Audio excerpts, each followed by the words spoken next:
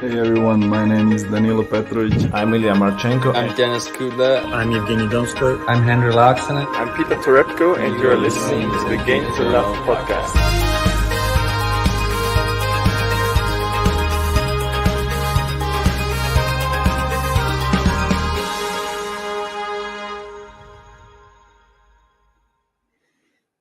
Hey, good morning, tennis fans, I should say.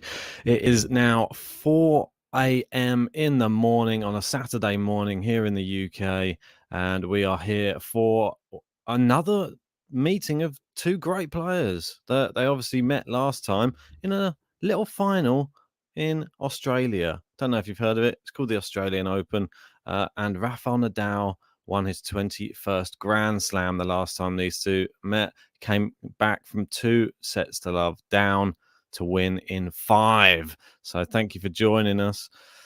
James, cheers for you, just saying GTL's dedication is unmatched. Damn right it is. Yeah, I set an alarm. I'm up. I think I only slept for about 2 hours. Well done to Cam Norrie. He's knocked out Tsitsipas. And the winner of this will face Cam Norrie in the final in Acapulco. And they will be probably the favourite as well. Anyway, they're about to kick off, and it is going to be Rafa serving first. Always seems to be the case, doesn't it? All right. Got Josephine saying, morning. Yeah, morning. Sorry for not going to be shouting too loud. Probably my neighbours will not appreciate it, but I will take you through it. And then started off with a nice winner there from Rafael Nadal. Ashish, one of our members in there saying, can you call JG and wake him up? No, I don't think we can do that, unfortunately, mate. He's got like a family event that he has to attend this afternoon, so we can't be doing that to him. Made myself a coffee just to try and soothe the vocal cords. Nice serve from Rafa out wide there. Do we have any predictions from you guys in the live chat? I want to hear how you think you see this match going. Obviously, the last match, the first 2 sets, Medvedev won. So does that mean it's going to be as simple as he just wins in straight sets?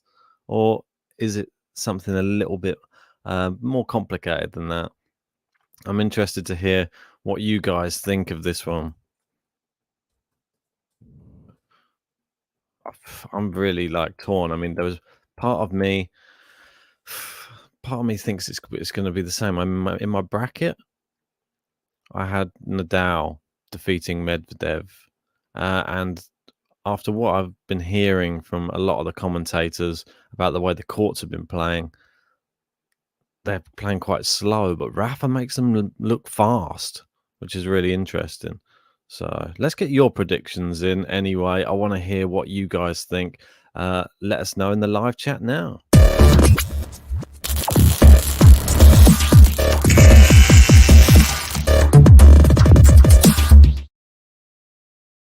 Here we go. Right.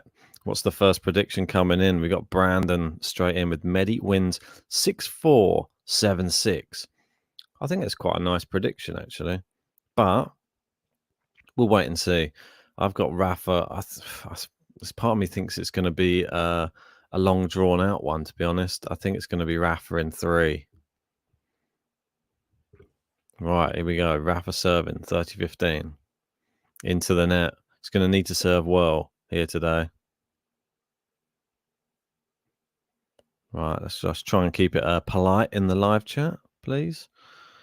Safe. Nice return from Medvedev. Good depth. Medvedev wearing a red and white with it's like a sort of all Russian kit, to be honest. I'm not that mad at Medvedev's outfit, to be honest. I think it's quite good. Got DC in there with a prediction 6-4, 3-6, 6-4 for Medi. We not taken into account that Rafael Nadal been champion here before. He has a good record here in Acapulco, and don't know. There's just something about the way the courts are playing. The way that I haven't caught much of Medvedev's action this week, but I have caught a little bit of Nadal's. They've all been playing at stupid o'clock in the UK, but this one's too big to miss, and plus it's on a weekend. Obviously, with work, it's like a bit impossible to cover matches that are 2 a.m., 3 a.m., and start work at 9 a.m. It's just a bit ridiculous. Yeah, Orchid Panda saying this has been the most unpredictable start of a season in men's tennis. So who the hell knows? Yeah, I know what you mean. I know exactly what you mean. Could go either way. Don't forget, Daniil Medvedev, he'll be the new world number one as well. So this is something that we have to remember. Novak Djokovic obviously losing to Yuri Vesely and not making it. I think he had to make at least the quarters or the semis if Medvedev got to the semis. Unfortunately, he hasn't done that. Nice backhand down the line from Medvedev. Goes cross court. Nadal. Oh, Nadal's gone with a cheeky little drop shot. It's not the best, but then he comes to the net. Oh, Nadal passes him with a beautiful.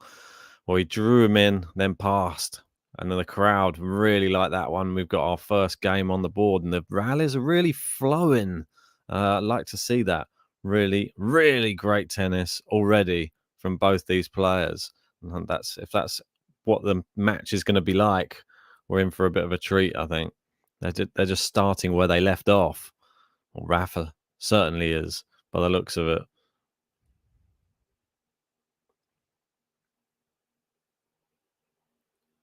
There's a lot of people in the crowds shouting, "Vamos, Rafa!" Yeah, I just noticed that I don't have their buttons uploaded. God, I'm being a little bit slack, aren't I? Need to make sure that we've got both of them in there. The octopus. Is this the first time there's ever been an octopus at world number one? Will Rafael Nadal be knocking on the door for world number one if he continues his amazing form in 2022 as well? I think he's got a lot of points, but he doesn't have as many to defend, don't forget. So that can be a real positive. Obviously, only semi-finals at the French Open. Right, Medvedev serving. Nadal gets it back into play. Now he's gone big down the line. Too much topspin, and it just flies wide.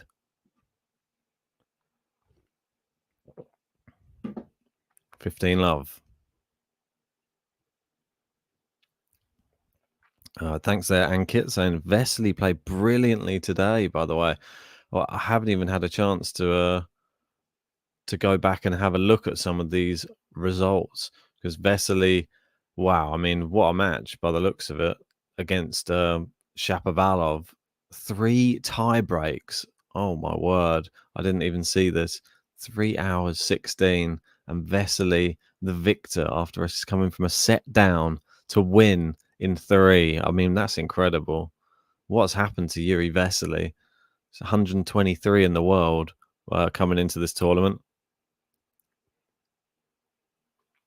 And look at, wow, it's incredible. Look who he's beaten. He's beaten Poprin, Cilic, Agut, Djokovic, Shapo. I mean, I never saw it coming. Oh, Rafa, big winner down the line. And it's got 2 break points written all over it. Wow, Medvedev already looking a little bit nervy, it has to be said. Not looking like the confidence. Maybe it was going to be interesting what that last performance, if it took anything out of Medvedev, like mentally. He's gone towards Rafa. He comes to the net, puts the volley away. We've got one of our members, May Jiang. Yes, thank you, May. I know we haven't done a stream since you sent that over, but really do appreciate the PayPal that you'd sent over. That really does mean a lot. I will get you added to the top tippers. Apologies if I'm a little bit tired. It's very early in the morning. Oh, there you go. I donated it as the amount of weeks that Novak was at #1. Oh, that's a nice touching sentiment as well. That's very nice of you. And we really do appreciate it as well, May. But I will add you to the top tippers as well.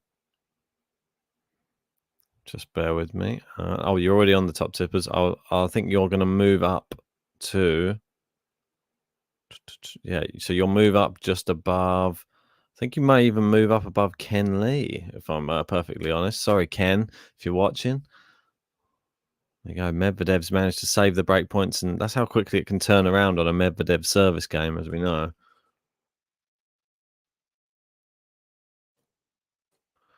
Right. Okay. Yeah, you will be going above Ken. Wow. There you go. And May, that also means that you can have any player button of your choice as well. So let us know which is your favorite player button, or it doesn't even have to be a favorite, just one you'd like to hear, and we'll get that played for you. Just let us know.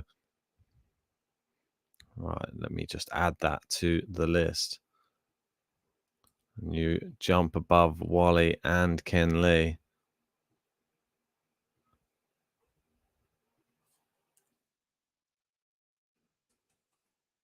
Over me 2 ticks, guys. Trying to do the logistics behind the scenes. There you go, mate. You move up to 3rd on the leaderboard there. May saying, I don't like Novak, but hats off to him. Yeah, really, really amazing. I mean, will anyone ever beat that number? Susan saying, why are you alone? Where is your partner? He unfortunately has a lot going on with his family and stuff tomorrow. So unfortunately, he will not be able to. It's a crazy hour in the morning. It is 4:20 a.m.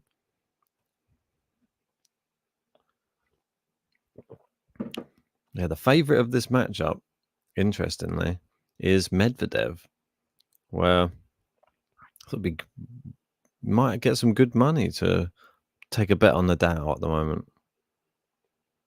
Considering he won their last meeting, but it was over 5. Good return there from Medvedev. Got the feeling that Medvedev's going to start growing with confidence as the more this match goes. No, he really needs to just forget about that last match. I mean, it's probably very, very like it's a raw wound that's open. Joseph saying, wish you had the Jimmy Connors button. Yeah, definitely. May saying, I would like Rafa and Carlos. Okay, no problem at all, May. Got to find my other hard drive. Oh, there it is. Didn't have to look hard, did I? Yeah, guys, if you are just joining us as well, come on, show a bit of love for Game to Love. I've woken up very, very early on a Saturday morning at 4 a.m. to do this for you guys. So please, the least I require from you is just hit a like on the video. It really does help the channel grow. And if you haven't subscribed to the channel, come on, hit that subscribe button. And hopefully my voice will become more fluid and throughout this amazing encounter.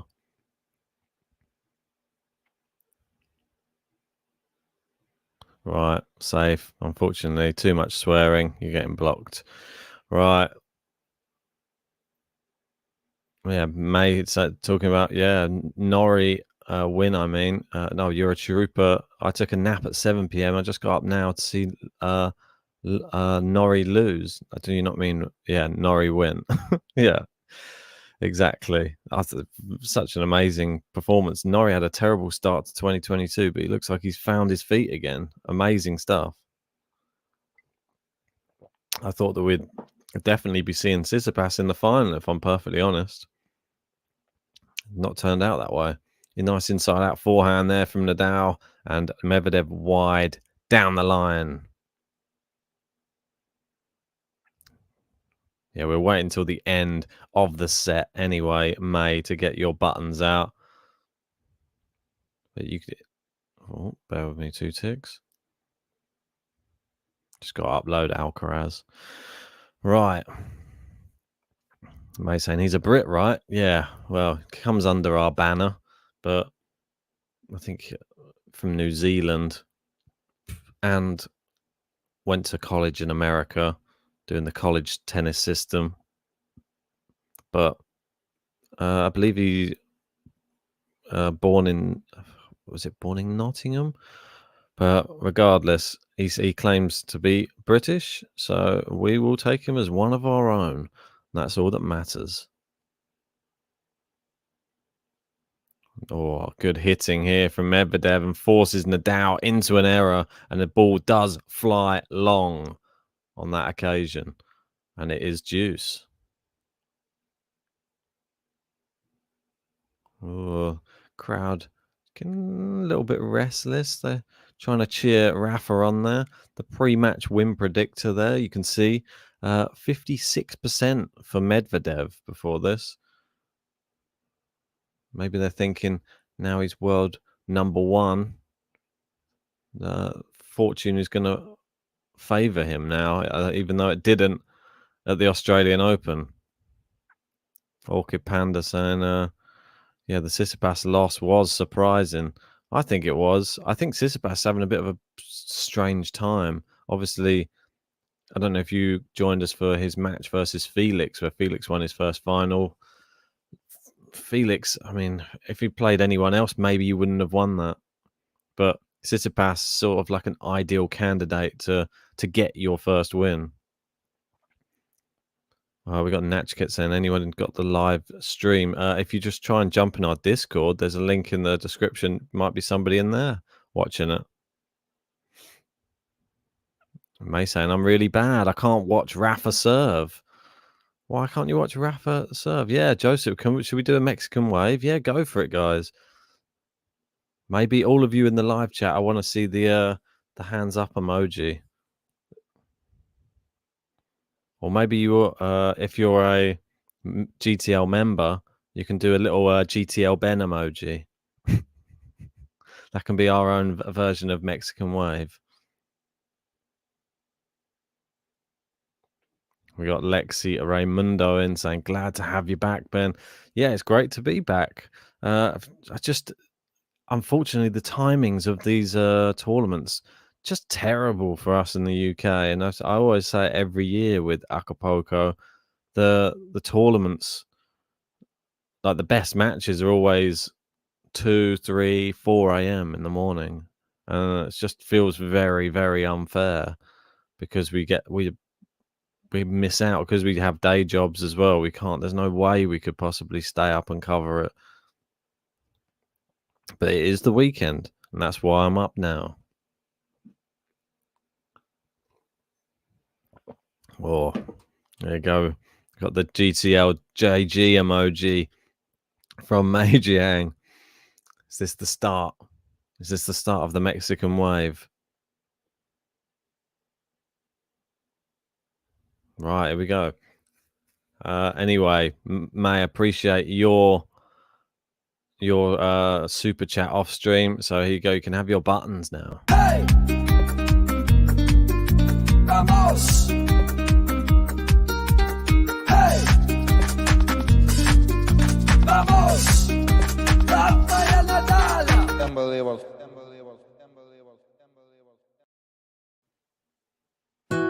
Vamos!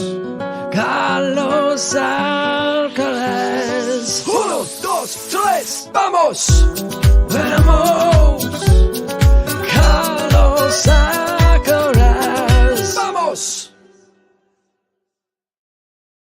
There we go. Those ones. Luis Alberto saying, you complain about Acapulco. What about us when Australian Open is happening? We have to watch at 1 and 2 a.m. the best matches. Yeah, I know. Australian Open time's also bad for us as well. So I think the last match of the day that we managed to always get to cover, this is like 8 in the morning, but all the way through the night, it's like you go to bed and all of the matches start. But that's just the way it is. Maybe in the future we may be able to go and stay somewhere on a different time zone so we can cover it. That's something that's probably the only way we could do it. Yeah, Lexi saying, I tuned in waiting for either you or JG to cover WTA matches too. The games were superb. Ostapenko losing to Kontaveit was heartbreaking. Yeah, I mean, we would love to have covered it. I'm sorry that we didn't have the time to be able to cover those. There's been so many great matches over the course of this week, and just sad that we haven't been able to cover them. They've been not a very beneficial times for us, obviously during work time and that type of thing. I am saying Nadal already heavily sweating. Yes, but this is his thing, isn't he? This good return here from Nadal, going into the Medi backhand, and he's caught Medi in no man's land there, and it is 2 break points again for Rafa.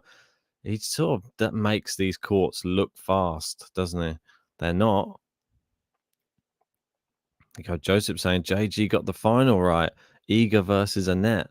Well done to him. There's another one. I don't know if you spotted of JG's over in Santiago, because he actually had Tabilo to go I think he even had him in the final. And I think he might be in the semi-finals now. So what a call that was as well. It's into the net. It is a break for Rafael Nadal.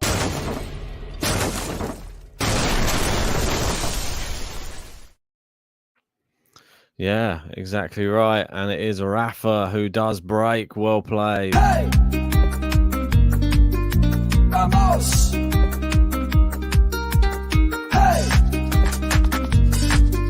Vamos! Rafael Nadal!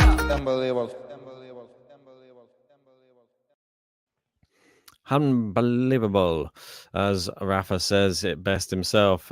Catherine saying, hey, Ben, no flags there. No, I'm trying to maintain a little bit of a neutral ground just because there's only one of us. I know that when there's 2 of us, we just take a flag each. When there's one of us, we like to just keep it on the neutral side. I don't want to be seen to be showing bias one way or the other. And 707 Lady T, hey Ben, doing the night shift. Yeah, I really am. The graveyard shift, they call it on radio, I believe. Where's JG? Yeah, if you didn't see the beginning, he has some family event tomorrow. Well, I say tomorrow, probably in a few hours, so can't do this stream, sadly. Yeah, and JG does seem to do well in the WTA. See, I don't know how I do at the moment very badly in the WTA ones. Hopefully none of you are copying my brackets. Nice winner there from Medvedev, and he's looking to try and break straight back here. Catherine saying, you're the best man in the world. Well, stop. No, okay, don't stop. I am saying it's in I'm in North America. Still a bad time for us. Is there ever a good time? Sam H in, one of our members. Thanks for covering, Ben. No problem at all. Good serve out wide there from Rafa. He doesn't want to be facing 3 break points. Medvedev stepping in a bit here. Oh, he's hooked it wide, though, on that forehand. Lexi saying, I'm glad Chapo's out. Sorry. You should just say, I'm glad that Vesely's through. It makes it seem better. Seems less harsh. Mei Jiang spotting something. That's because number ones don't win in the WTA. Oh, what are you trying to allude to, mate? You're trying to say I only pick the number ones? Feel disappointed. In that one, who did I have winning that event? I think I had Muguruza winning that event.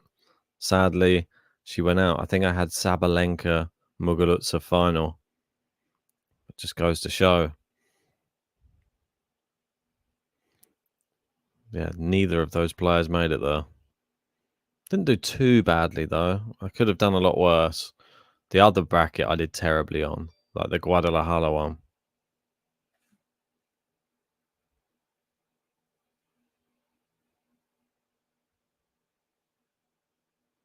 One second.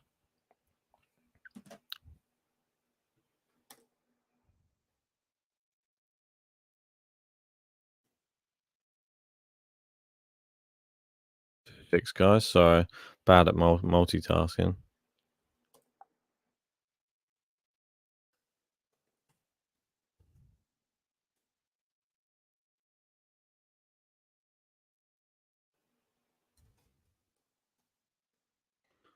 Here we go. 30 all. Rafa pulled it back from 30 love down.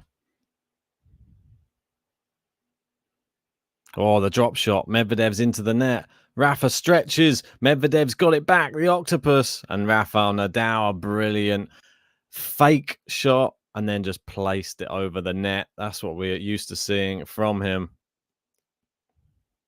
Oh, just bear with me. We might be having a guest coming to join on this very match, which is always great to have on Game to Love. Just bear with me 1 second. Just me having to do some bits and pieces off the stream.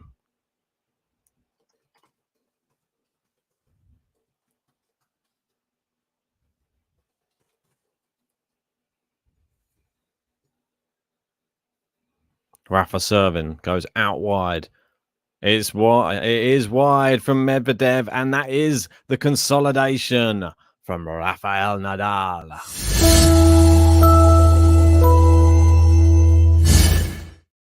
Hey! Vamos! Hey! Vamos! Rafael Nadal! Unbelievable indeed. Interesting to see the big fans that they have right behind the players as well. I've only just noticed that. It saved Rafa having to get that little air conditioning tube that he was using throughout the Australian Open. That was always a bit painful, especially when it wasn't working as well. As we remember in that Chapeau match, we weren't sure what was going to happen to him. It looked like he was sort of out on his feet, so to speak, but somehow summoned all of the courage from within to come through in that match. It was, I don't know, that was one of the most incredible feats from a tennis player on a tennis court that I've seen in my time watching tennis. I have to say, like, I always like to give credit where credit's due. Rafa in that match, that was sort of the one that won him the Australian Open a little bit. Like, to be able to push through that, I think if you can get through that, you can get through anything. And he proved that once again in the final, obviously coming back from 2 sets to love down to defeat Medvedev in that epic 5th set.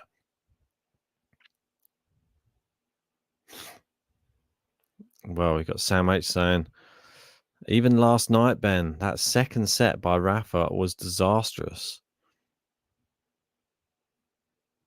Which match were you talking about? Are you talking about the Tommy Paul one? Yeah, the first set absolutely blitzed him, didn't he? And then the second set, not sure, went off the boil a little bit. Tommy Paul, I mean, 6 breaks of serve in a set. I mean, very, very strange. Don't see that very often from Rafa. And Medvedev, it's sort of just been plain sailing, hasn't it? Just been plodding along through this tournament, not really drawing much attention to himself. Oh, he's just into the net there with that drop shot. Yeah, I mean, he's not really had a tough route at all. I mean, considering he's into the semi-finals of an ATP 500, he's played Benoit Paire, Pablo Andujar, and Yoshi Nishioka. I mean, it's not really like the who's who, is it? But then you say that, then Nadal's played Kudla, Kozlov, and Paul. And Rafa passes Medvedev at the net. Fantastic shot there from Rafa.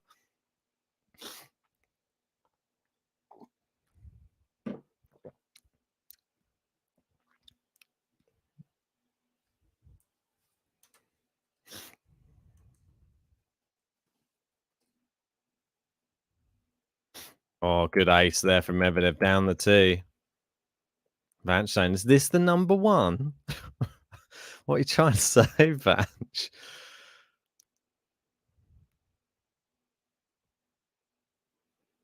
Well, we got buyer review saying Nadal is proving that he is better than Federer with this win.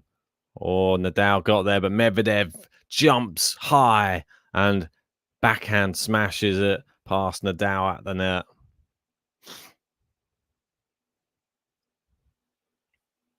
Sam saying, who won the other semis? Well, Cam Norrie, the Brit, knocked out Stefanos Tsitsipas in straight sets as well. 6-4, 6-4. The upset win for the Brit, and he will be meeting one of these two in the final.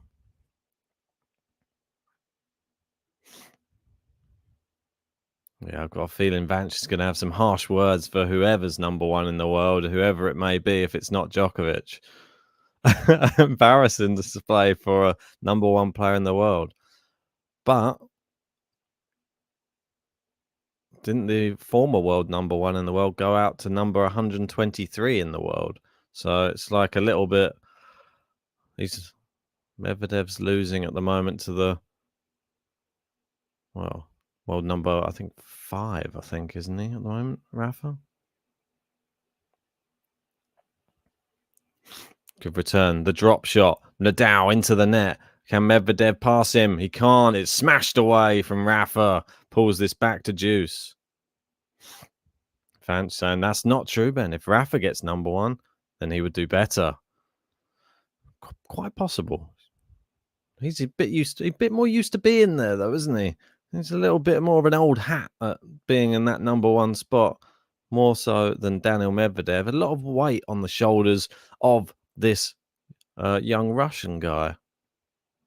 Probably enough pressure on him at the moment with all of the political stuff that's going on at the moment. So got to take some of that into account. It's probably not an ideal time. Nice forehand, and Nadal tries to pass, but it is wide.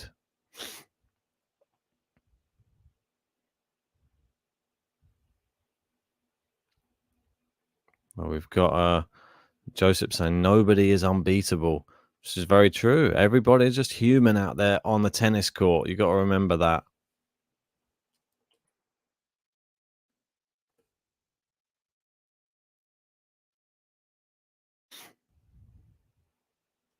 Oh, just wide down the line, and Rafa celebrates. It is back to Juice again. Medvedev only one game on the board so far. This is a really important game for him. Otherwise, Rafa will be serving for the first set. Just part of me thinks like how it's a bit disrespectful to have Rafa as the underdog here today. I think. As she's saying, Rafa's gained more confidence. No, I just think the courts suit him even better than Australia, to be honest. They're slow, and you've seen some of the really long rallies, like the Brooksby Zverev match. That was super long rallies. But Nadal's able to hit winners off on these slow courts like nobody else. But guys, if you are just joining, please hit a like on this video. We want to get up to 100 likes as soon as possible. Show your appreciation of getting up at 4 in the morning to cover this match for you guys. And all I would like in return is just a little like on the video. Subscribe to the channel if you're new, and just let us know in the live chat who you're supporting. Into the net from Medvedev, and it is back to Juice again.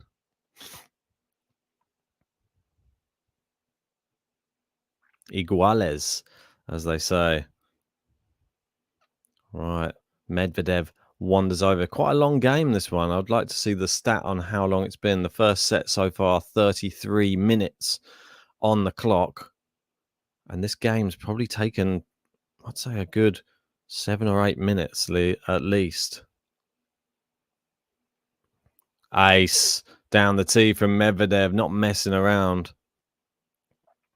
Yeah, Orchid just a likey. Yeah, appreciate that. Look at that. It's flown up. We're nearly 20. We're only 23 likes away now. Appreciate that, guys. Means a lot. And Medvedev with his third ace of the match. We've got Jihan in saying, thanks for your explanations. No problem. Good. Just long on the first serve from Medvedev. Gives Nadal a second serve. Is he going to try one of his patented big second serves? No, he's not. He comes to the net for the volley. It's a good volley. Very, very good volley. Sort of similar to the volley that won Rafa the Australian Open, that one. That was a little bit of a similarity, but Medvedev does hold, and that's a massive hold for the Octopus.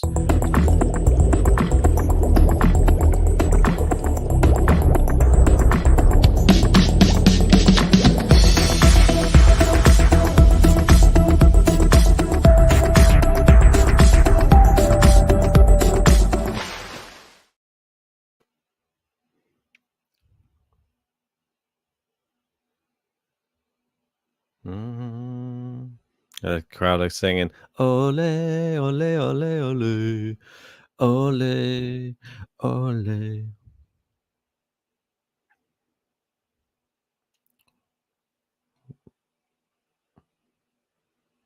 Oh, they go backhand to backhand. Medvedev attacking the Nadal backhand at the moment. Nadal pushes him deeper onto the baseline. Medvedev on the stretch. Good cross-court redirection there. And now he's got Nadal on the stretch. And I appreciate Jeffrey Turner there. Nadal's into the net. Medi can't pass him, and it's a volley from Rafa. Cheers, Jeffrey, for the super chat. Means a lot, mate. Really do appreciate that. Yeah, Drew saying, turn the camera towards the screen where the match is going on. If we did that, then we lose the channel on YouTube. We can't do that. Sorry. But if you jump in our Discord, there might be someone in there showing it.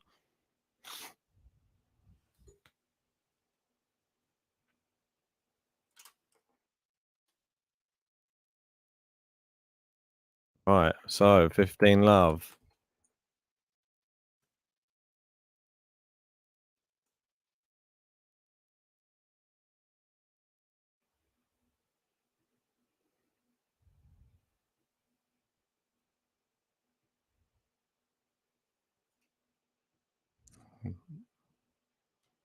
Right, bear with me. Rafa's a serve here. Serves out wide. Backhand cross court from Medvedev.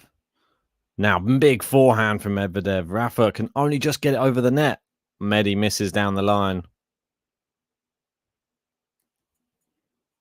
Oh, that was a good opportunity there. He sort of had Rafa on the ropes a little bit.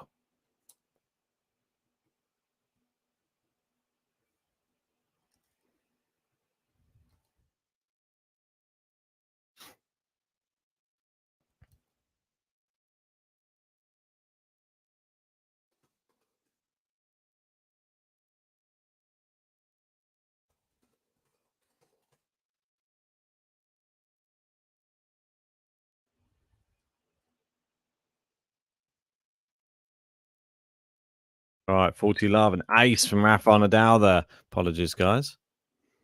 Cheers to Jeffrey. Love the channel. Awesome to hear the commentary. I appreciate another super sticker from you there. Really, really great. Fantastic stuff.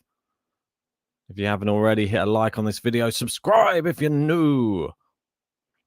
40 love. Rafael Nadal. Oh, into the net with the first serve. We're used to seeing him pinging aces now.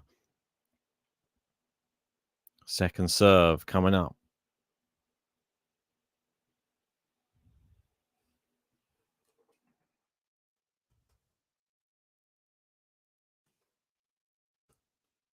It was a big forehand. Medvedev on the stretch. It's into the net. Rafa does hold, and it's a game to love.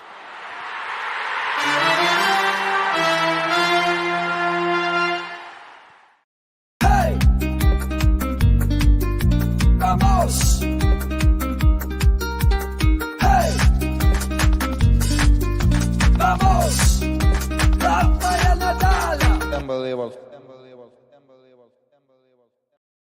Unbelievable indeed. Rafael Nadal continuing where he left off in the Australian Open final, it seems. And if he was to win this set, that would be 4 sets in a row against Daniil Medvedev. Great hitting, though, from Rafa. That's the one thing that just made me a bit more confident in his performance here today was I just feel like this just suits. This really, really suits his style of play at Acapulco and the courts. After watching some of his tennis, I haven't seen anybody else on the court this week that hits with the same amount of topspin and the same amount of pace on the ball and gets it to just kick off the surface the way that he does. Everybody else gets stuck in the rallies. They get stuck on the baseline. And then it's more of a grueling match, which normally Nadal likes. He likes the grueling matches, but on this surface, he seems to be able to shorten points, which very, very, it's an amazing skill to have. It has to be said.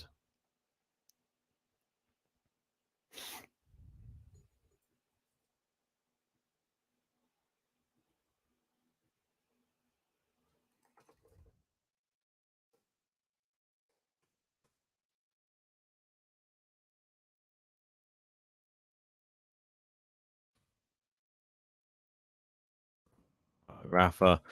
It looks like Medvedev's. Looks like he's going to be getting back up first. No, Rafa says, no, you're not.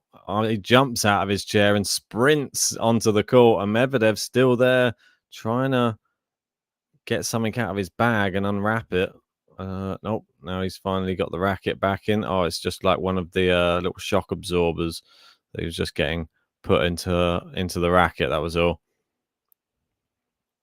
Now he gets the balls ready, serving to stay in this first set. Let's get the 7 likes to go, guys, just to get this up to 100 on this video. That would be great. Oh, great return.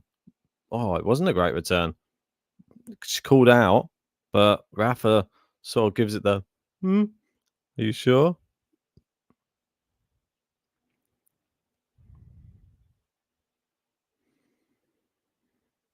Oh, first serve just long from Daniil Medvedev. Jeffrey saying, very surprised to see Rafa taking it to him so soon. It's into the net from Medvedev there. Doesn't like the pace that's coming back on these. Chris Wen saying, what channel is the game on? If you have Amazon Prime in the UK, then it is on there. Massive. Oh, it was a massive first serve. Corrected and saying that it was good. Rafa having a look. And, well, I think they've just given him the point, right? More than anything. There you go. And we've got past Lexi saying, moved past 100 likes. Appreciate that, guys. It really does mean a lot.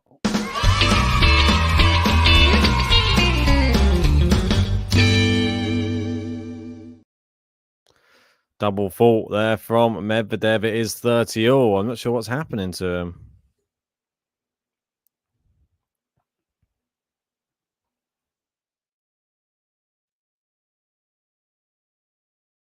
Oh, ace. There you go. Double fault followed up by an ace.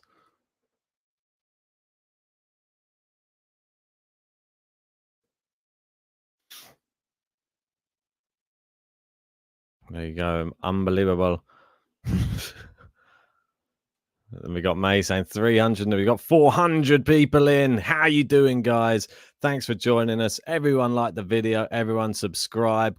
Medvedev gets out of that service game, and that's what I'll call it. It seems to be he's battling himself at the moment. He serves a double fault, then he serves an ace, then he's into the net, then he hits a winner. Nadal not really having to hit many clean winners in the latter part of the set. He did quite a few in the first half of the set. Second half of the set, as you can see on the screen, 3 double faults from Medvedev already in this first set. Rafa serving for the set. 5-3. Down the tee. What a great serve as well. But Medvedev challenging it. Not sure that was a wise decision to challenge. He got it back into the court. I thought it was quite clearly in that one. Yeah, miles in. But I got a not even close. It was on the inside edge of the line down the tee. Right, well, 43 minutes on the clock, it shows. And it's 15 love, 3 points away for Rafael Nadal. And Jeffrey saying, I think Rafa is in his head. He is his bitch. Mate, quite possibly at the moment. I think it's just like he's taking over his, what do they say? Living rent-free in his head at the moment. Good backhand down the line. Rafa slices it back. Medvedev goes into the forehand. Rafa cross court, but it's into the net. 15 all.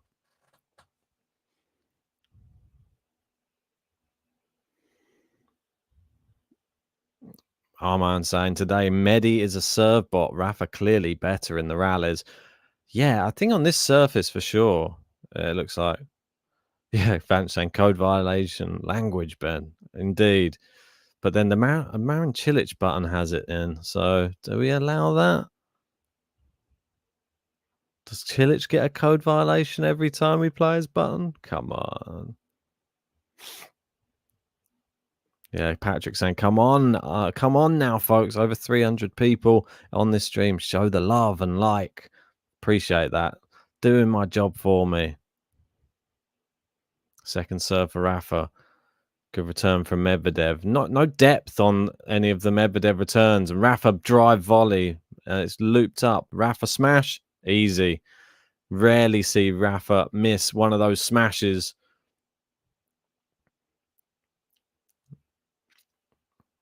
So I've got on a t-shirt. It's not really in support of it's in support of another Russian. I got a new t-shirt arrive. It's one of our t-shirts from our merch, as you see, Aslan there on the t-shirt. I actually wanted to see what the new Rafa 21 t-shirts look like that we've got going, so I've got one of them hidden away. Maybe I'll go and try it on for the second set. Who knows? Appreciate that, Jeffrey. Thanks for the super chat, buddy. Slice cross court there. Like Jeffrey, if you want a player button of your choosing, you've sent us in enough super chats to get one. Let us know which player button you'd like to see. It is 30 all though. Rafa having a little bit of a wobble here on his serve, it would seem, trying to get this over the line in the first set. Medvedev choosing to come to the net at his own peril, but that time it worked. Joseph saying, any other good tennis podcasts to listen to? It's a good question. I mean, I'm not going to lie. I don't tend to listen to too many. I think Gil Gross, he's always a great person to follow. Really like his analysis on stuff. Trying to think the Rock and Roll Tennis podcast. That's Keith Fraser and John Lloyd. That's also another good one.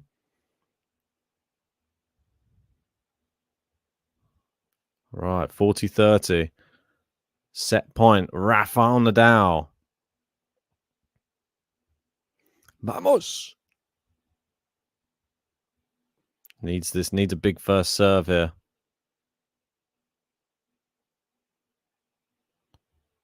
Oh, into the net.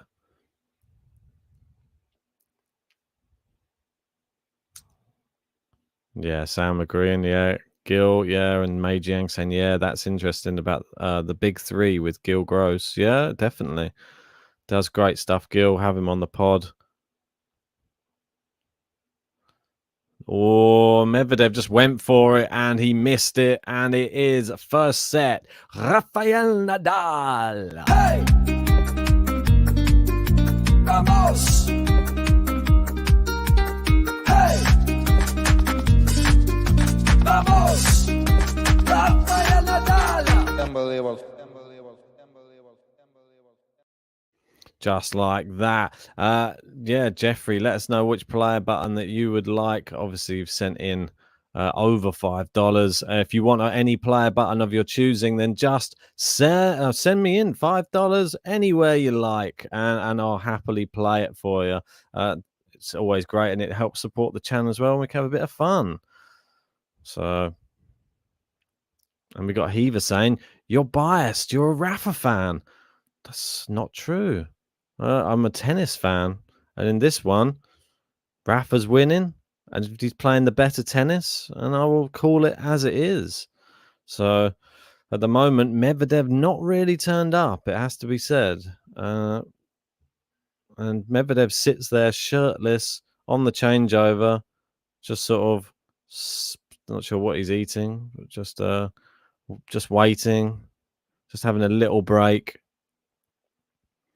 Major saying Ben is not a Rafa fan. Go, it's all right. Some people are new to the channel and they don't know the whole dynamics of the whole thing. Major Yang saying he's a winner follower. It's the nicest possible way. We love you, Ben. Appreciate that.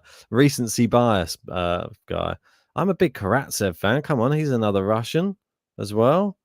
Like I really like Daniil Medvedev as well, but I'm not a big fan of the way he's performed today. I think he's a lot better than this, but I don't think these courts really get the best out of Daniil Medvedev. And we got Gene in. How you doing, Gene?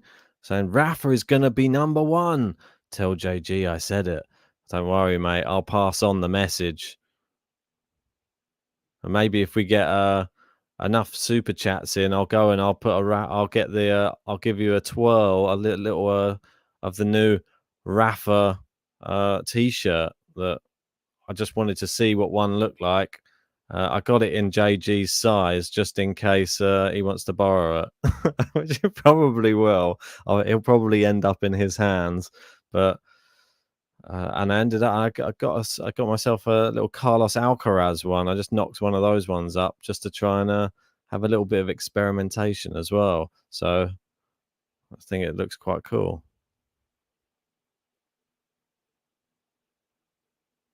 Right, so we've got Vanchin saying Rafa is definitely getting to number 2 with Zverev's possible suspension and Novak's lack of matches.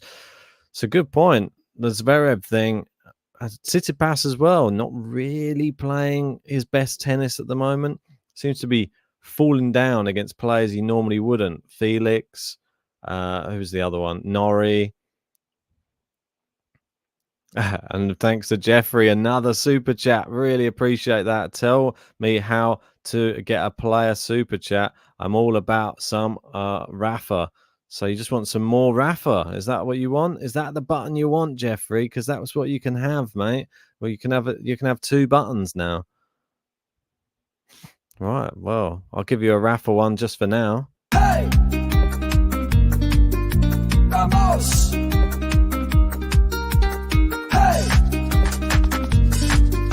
Vamos! Rafael Nadal! Unbelievable. We got Patrick saying, Ben, what's your guess for Rafa's Grand Slam tally by the end of the year? It's a very good question because at the start of the year, I think I had him. I wasn't even sure. I thought that the injury was that bad from Rafa. He said he was going for going for some surgery, this type of thing, or it was plaguing him so badly that I was sort of convinced that we were not going to see Rafa back this year, and he's completely proved me wrong. And I hold my hands up when I'm right, when I'm wrong, and I say I'm wrong. I think that he's going to be the favourite at the French Open, that's for sure. Has a very good chance of winning it. So Wimbledon, I wouldn't say. I'd say that's the least likely that he's going to win out of all of the slams. Doesn't mean he doesn't have a chance. He could still potentially be in that final there if there's all these other players dropping like flies. Tsitsipas can't turn up there. Zverev might be suspended. Who knows? Like anything can happen. Like we don't know what's going to happen with Djokovic yet. But wouldn't it be ironic if Rafa won the calendar year slam after Djokovic was supposed to win it last year? And then he was so close. It was nearly for the Golden Slam, the Olympics as well, don't forget. But Rafa already has the gold medal. Doesn't need any more of those. And if he was able to, if he was to get another Wimbledon, he'd be so ecstatic, Rafa. Obviously, after just getting that Australian Open, that was the bogey tournament for him. Could get another monkey off his back, so to speak. And Medvedev is going to be serving here. Just bear with me 2 ticks. I'm just going to try.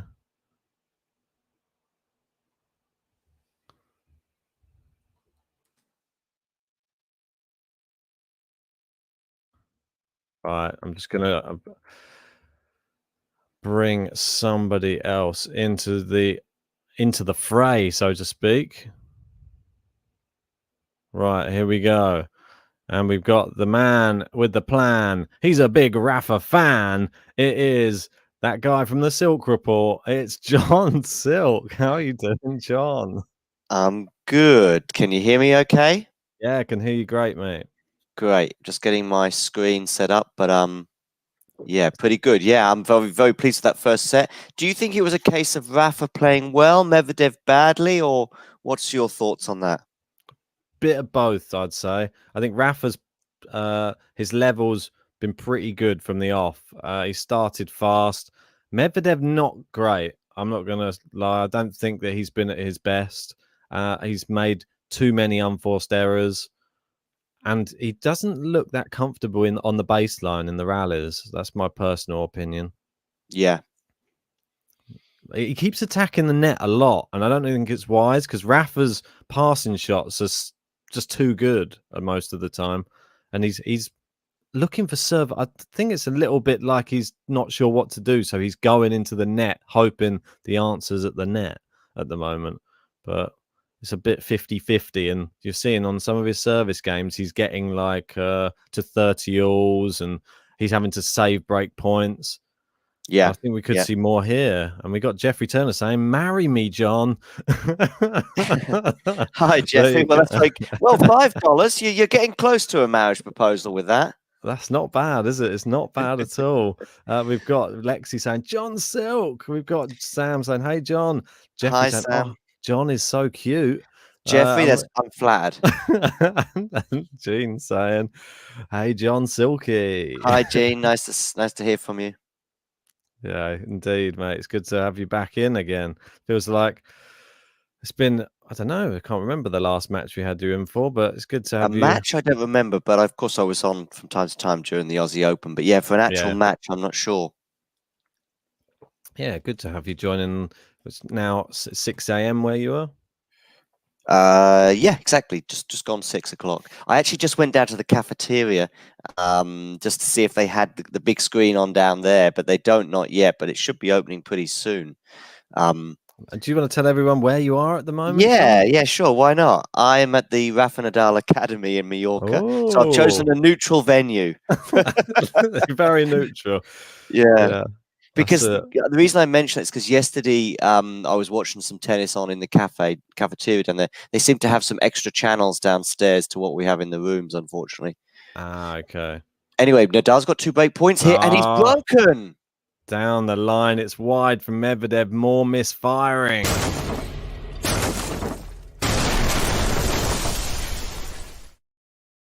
Wow, and that's just the worst possible start for Daniil Medvedev, our new world number 1 in this second set. Oh, I can't believe it. And Sam said, "Oh my God, John, so jealous. I hope to go soon." That's it, and a big Rafa love there. So give us a little lowdown on what's going on there. Yeah, sure. I got here yesterday afternoon, and I had my first lesson last night at 6 p.m. local time, and Nice. I had a lesson with a guy there was 3 people in the class, and one of them was like, he said he got to sort of top 15 in Denmark within Denmark, and I thought that made me feel better because he was significantly better than me, and I was thinking I looked a bit bad, you know. I even told him afterwards I'd be pleased to get a game off him, if not in just one set. But yeah, it's been great. So yeah, I had dinner last night. I got a class again this morning in 1 hour and 56 minutes. And by the looks of things, we can get back to Acapulco, and I'll definitely talk more about Nadal's Academy at some point this weekend. But it looks like I'm going to have maybe plenty of time to enjoy my breakfast and go and have my class. Yeah, mate. I mean, it's exciting. I'll What try were and you? send you some. I'll try and send you some footage as well, Ben. Of course. Yeah, mate. Definitely send it over. Always like to see it. What were you? What was the session practicing yesterday? Was it something in particular? We Or did, we did cross court forehands. We did cross court backhands. We even did some serves actually, which is, I say unusual. I find some coaches sort of veer away from the serve because I think that it's quite a difficult thing to improve. I mean, it's not a difficult thing to improve, but I find that some coaches are not always. But we did some serves as well, flat serves. We didn't do volleys, for example. We didn't really do any net play at all. We played some points at the end as well. We did get like a king of something. It's a sort of a name to whoever your winner stays on, Yeah. basically. yeah, King of the Court, I think. King of the Court, exactly. Thank you. Yeah, Thanks, Ben. I need people like you. Yeah, so it's been nice. And then big dinner. I had dinner with the Danish guy who was in my class last night. So Nice.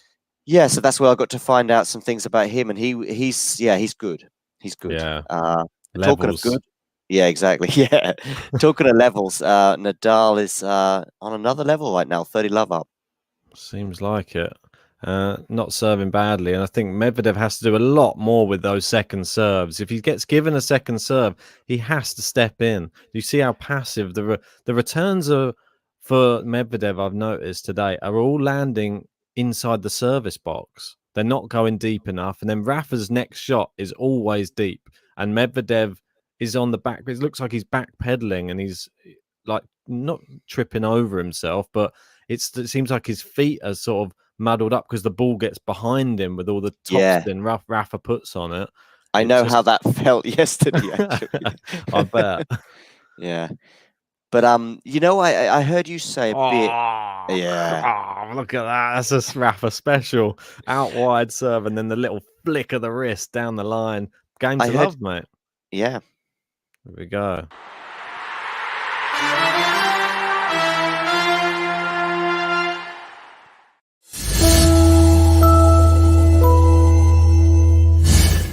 Hey!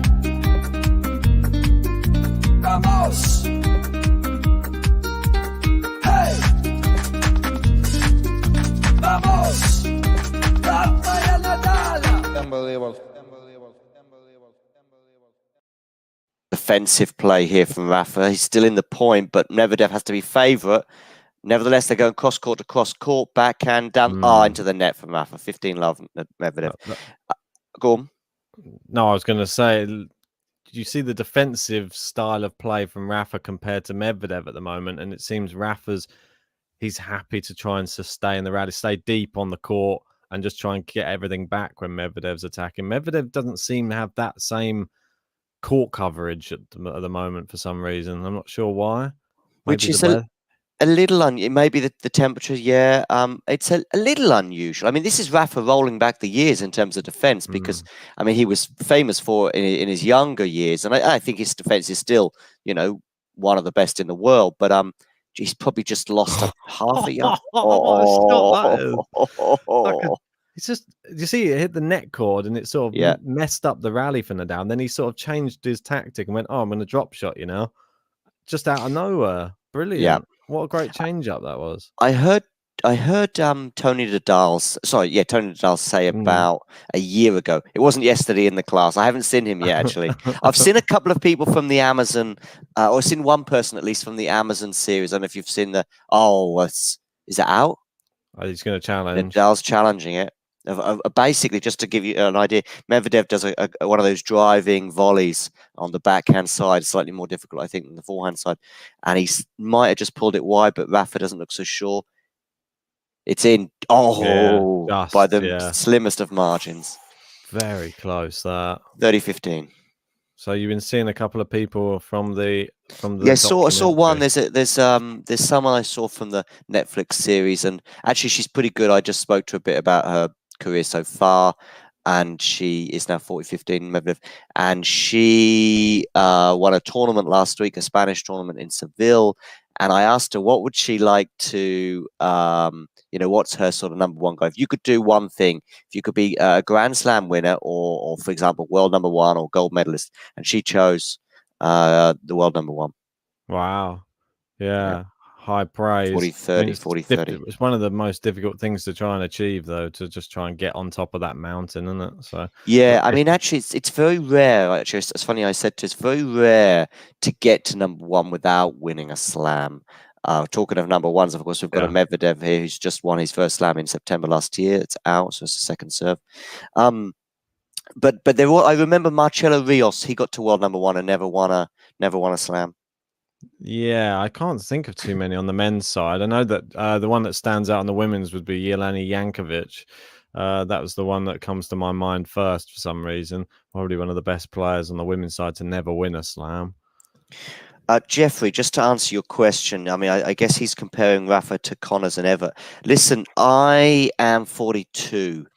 Both of these players really, Evert was still playing when I was sort of just getting into tennis, but she was towards the end of her career. She may have got a Wimbledon semis one in my sort of watching lifetime, if you like. Connors was pretty much done.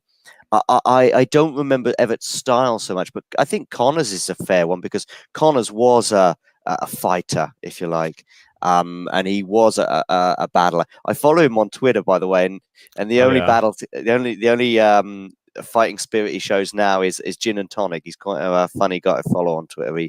He'll say I'm 4 gins down as I'm watching this particular match, but yeah. So, but yeah, just in general, Ben, I heard you saying during the first set about Rafa seemed to be maybe slightly more comfortable here than Daniil Medvedev. And I will say this, that the anxiety I had, both in terms of the magnitude of the match, but also more importantly, just how confident I felt. I felt more confident going into this match. It's not done by any stretch of the imagination. I mean, Nadal's got a long way to go in this set, for example. But I just felt slightly more confident in Nadal, partly because of the victory in Australia, partly because of his record in Acapulco as well, albeit I know that some of those tournament victories are on clay. You know, I just think that he's slightly more comfortable here. Medvedev, he hasn't got a track record in Acapulco, if you like. No. So for those reasons, and I think also that first set from Nadal yesterday, he did say that was his best set probably since his comeback, including all of Australia, when he won 6-love against Tommy Paul, and it was outstanding. I think I'm a little bit annoyed at myself in a way, but there was no way of me really knowing during the draw preview. I had Rafa going to the final in my draw preview. I had him beating Medvedev. You had him losing to Zverev? Yeah. Me too, exactly. Yeah. But after seeing the way the courts were playing and the way that Rafa played in his first match, and it was obviously it's too late to change anything. Then I was like, oh no, I think Rafa's, even who he meets now, I think Rafa's going to win it. And I don't know, it's annoying. You can't do anything then once you've seen the first ball hit. But the draw seemed to open up a bit when we get. I mean, that can happen, but I just remember looking at. I think you did a preview show on it, and it was kind of Rafa's draws looking pretty tough. But I think a few players fell before, and therefore his run. The only one who didn't fall. Yeah. Oh, that's a poor volley though there from Nadal on the backhand side. Yeah, it's far from over, this one. It's a very, very, I don't know, it's still very, very early doors in this second set. So there's time for Medvedev, and tennis can swing very, very suddenly. It only takes one dodgy point. Like, oh, the crowd really getting riled up at the moment, it seems. Rafa serving. I've got it on mute. No problem. Great serve down the tee. It's too good. Rafa's serving this year has been really, really unbelievable. Incredible. Medvedev is challenging this, mind you, but I think it was in, to be fair. I think so too. I don't know what. I think Nadal's doing one of those looks. I think it was in. Certainly, if it was out, it would be deep. Oh, just in. Oh my goodness me, that's even closer than that other backhand volley earlier. Yeah, just in. 30-15. Got May in saying, I have a big payroll project to do tomorrow morning. I've been procrastinating, so I'll end my chat stream. Have a good one, guys. Thanks, May. Always great to have you in. See you on the next one. Yeah, what do you make of Cam Norrie getting to a final after a bad start to the year? Seems like he's back again. Yeah, I know. I didn't see this. I don't want to sound clever, but I wondered if he might struggle this year. And so when Yeah. he struggled at the ATP Cup and then went out, I think, in straight sets to Korda, that was a tough draw for him, to be fair, on the first round in Australia. So, and then Rotterdam, he didn't pull up any trees. What I didn't see, though, is this sort of comeback, if you like. I mean, I know we're only at the end of February, but I mean, I didn't see the match at all. I sort of set my alarm for 5:10, thinking, sorry, 5:10. No, 5:10. Yeah, I'm getting my hours confused. Yeah, set my alarm for 5:10, thinking I might set it and then go back to sleep for half an hour because if if that was a third set, for example. But yeah, straight sets. I'm really pleased for him. And, again, though, that whoever wins this match will go into that as being a strong favourite. Oh yeah, for sure. Sadly for Norrie, but I think, yeah. I mean, it's tough against either of these. I'm not going to lie. Although, listen, let's give some love to Norrie as well. It was gone a bit long there, Nadal, so it's 40-30. Yeah. He did do well. I mean, North American swing might be a bit of an exaggeration because, Indian Wells was, well, it was kind of the, what do you call it? This, what swing do we call that? The summer swing? No, yeah, the it's like the sunshine double. sunshine double. Yeah, but of course, it was kind of split from its Miami partner last year, I think, or was it together? Yeah, anyway, whatever. Yeah, it was split. That's what I thought. So, it's still sort of 6 in the morning. The eyes and the brain are still just coming together. I've yet to have a coffee yet, so. Yeah, I can imagine. Yeah, I at least I didn't go out last night. I need to keep my powder dry on that front. We got Jeffrey and saying, so John, I'm 50. I correlate Rafa to Evert with the intensity and humbleness, and Connors with fire. I always struggle to compare the greats to now. Okay, here's a little, Jeffrey. This is very much related to what you've said. Here's a little thing I noticed in the cafeteria here. You've got 4 players on the wall of the Roland Garros sort of it's named cafeteria. You've got 4 players on the wall. Rafa is one of them. And I'm just trying to remember who the other well, I know one of the other 3, and one of the other 3. It's not Federer. I think it's obviously people who've won Roland Garros, although Federer won it once. But Chris Evert is one of those 3. Funny enough. Oh, Steffi Graf is another one. So, and Bjorn Borg is the other. That's right. So that's the 4. But it's interesting that Chrissy Evert is one of them, and I do know that, of course, she's had a recent cancer diagnosis. Albeit fingers crossed, things are going okay on that front. And Rafa did send her a personal tweet, and we saw it. It was on the public tweet saying, get well soon, blah blah blah, and hugs. So so certainly her humility seems to have touched a chord with Rafa, and I get that. And obviously, as I said, with Connors' fighting spirit, I think there's an obvious comparison there. Definitely. Oh, Rafa just missing second serve. Yeah, this one is Medvedev has no better opportunity than pinning him into a juice right now. He's got a second serve to look at. Can he get a good return? He's standing. Oh, it's double fault from Rafa. Not seen one of them yet in this match. 5 from Medvedev, though, the double faults, which is, I know we normally see a few more, but the aces aren't really there. I think the courts are a bit slower. He hasn't really been hitting good first serves today. That's part of the reason he's not doing too well. So now this could be the chance for Medvedev to sort of get back into this match, sort of thing, because it's deuce. Yeah, we've not seen him get this close for a while. This is another first serve, and this is a prime time opportunity for Daniil Medvedev. Can he get in on that Rafa serve? The last one was a game to love for Rafa, the last service game. Yeah. Oh, he's playing it into Medvedev's backhand. Medvedev hitting the ball a bit better. Rafa not going so deep. That's not a good drop shot. Medvedev's going to get there and answers it with another drop shot, a winner. And it's break point.